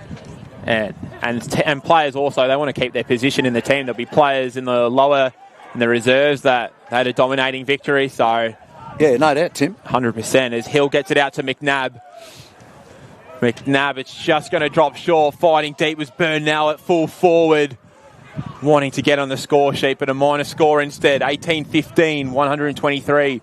St Bernard 6-8, 44, approaching 26 minutes in this final term. Around the grounds for Tobin Brothers Funerals. A really close game unfolding between Old Haileybury and the Uni Blacks. Just a 1-point game midway in the final quarter. Uni Blacks 75, Old Haileybury 74. Also a close game between Caulfield and Scots, just a 1-point game there, but comfortable wins coming for the Old Zavs and University Blues respectively. There's Lowen, offensive side of the bullseye, McNabb, lovely little sidestep, then a careful kick to find the skipper. Harry Hill marks about 45 out directly in front. Yeah, and good, lowered his eyes, hit the target instead of just bombing it away. Luca would have liked to get his name on the scoreboard, but he did the right thing and hit Harry. A premiership captain, two-time Big V captain, back-to-back Team of the Year captain, and his 10th season as the captain of Old Brighton. 16 goals from 19 games last year, just a lazy 25 averaged last year for Harry Hill. 121 ranking points per game as well, and that'll be 50 metres. Harry Hill missed to the left, but it's going to be a 50-metre penalty as Liberatore overstepped the mark. So this will be a certain goal coming up for Harry Hill. Margin will be at 84, if I'm not mistaken, maybe 85, once he puts this one through. And absolutely no problems from Harry Hill at the top of the goal square. On Brighton, they move to 19-15, 129. St Bernard's 6-8-44, the margin is 85. Yeah, just a commanding quarter from Old Brighton. St Bernard's, again, they got the opening goal. Quite a classy goal as well, out of the middle of the ground. But pretty much since then, there was a Harry Schumann goal in between. It's been all Old Brighton, and now just adding to the stat sheet. Really impressive outing and good start to life in season 2026 for the defending champions. Good, another mix-up in the midfield. Luca McNabb in there, giving him a look as well. He's been really impressive in defence. Yeah, and he's going to win it out of the middle again. He's going to look inside 50. Burnell's there. Gets an awkward kind of bounce. Price, the ball sits up for him. Looks for Ag. Eventually the ball taken out of bounds. Bit of a dead pocket for us in the broadcast position, that one. It's hard to see around the corner from here, but nonetheless, Old Brighton, they're doing exactly as they need to. And the goals have come from a number of places. Headlined by Archie Manson with 6 this afternoon. Is it 10 individual goal kickers? I'll have to count it up on my sheet. We've got 1, 2, 3, 4, 5, 6, 7, 8, 9, 10 on the money, Hutch. Yeah. Ag in the ruck duties here for the Tunners. Comes out towards the back. Lovely tackle laid there on Iadika. Comes out Finn Campielli. Wants to make it 11 goal scorers, and he absolutely has. Well, the foot is firmly on the floor, and it might as well be on the throat here of St Bernard's. The margin's out to 91 points. 20 goals, 15, 135. St Bernard's 6-8-44. Gents, I'll say this.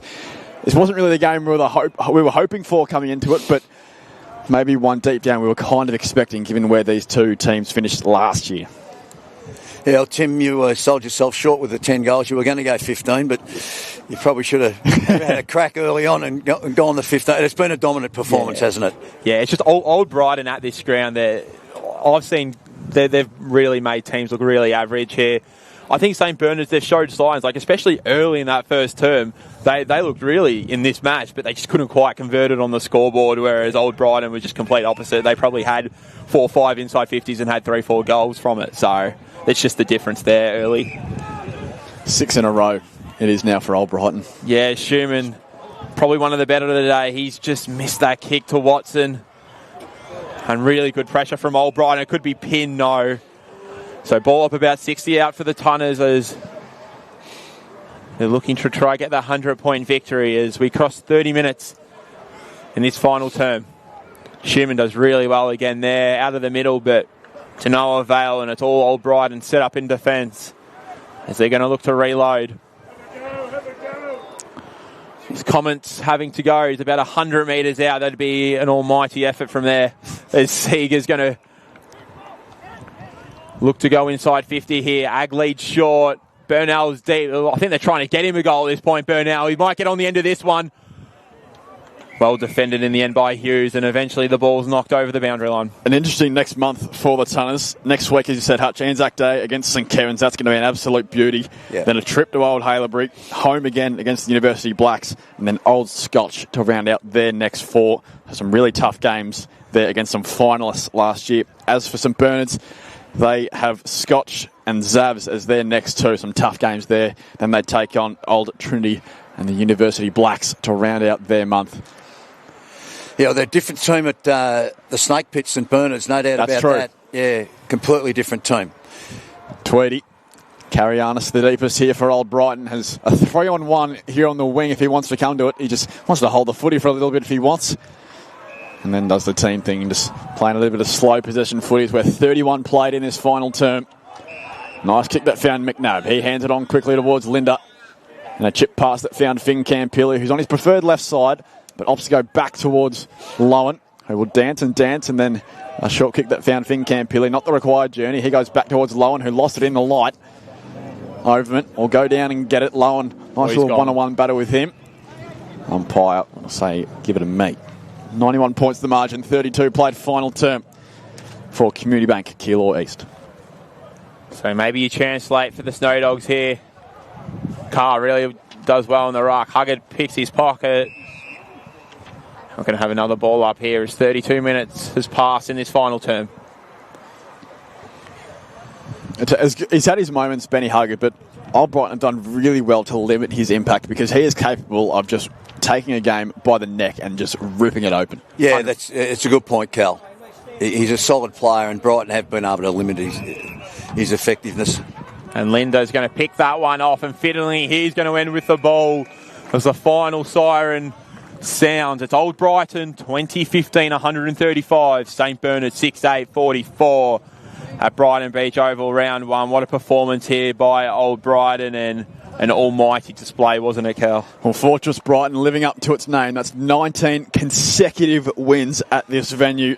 That 966-day streak is going to continue for at least another 7 before we come back here next week on Anzac Day against St Kevin's. A 91-point win for Old Brighton. A very short post-game show for Mortgage Choice Strathmore. Hutch, I'll just get a little best on ground for you. Sammy Linda was prolific off half-back.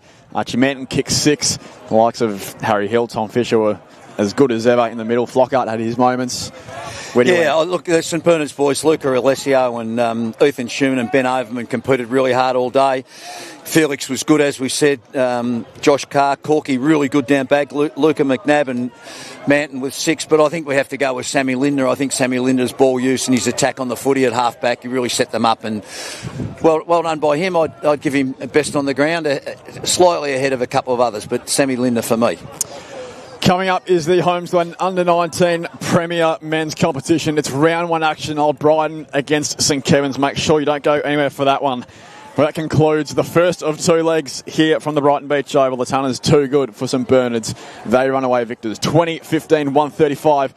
St Bernard's 6-8-44. I've been Carl Cummins. Timbo Bakos, Greg Hutchinson have been absolutely awesome here this afternoon. Don't go anywhere because this next game is going to be an absolute beauty.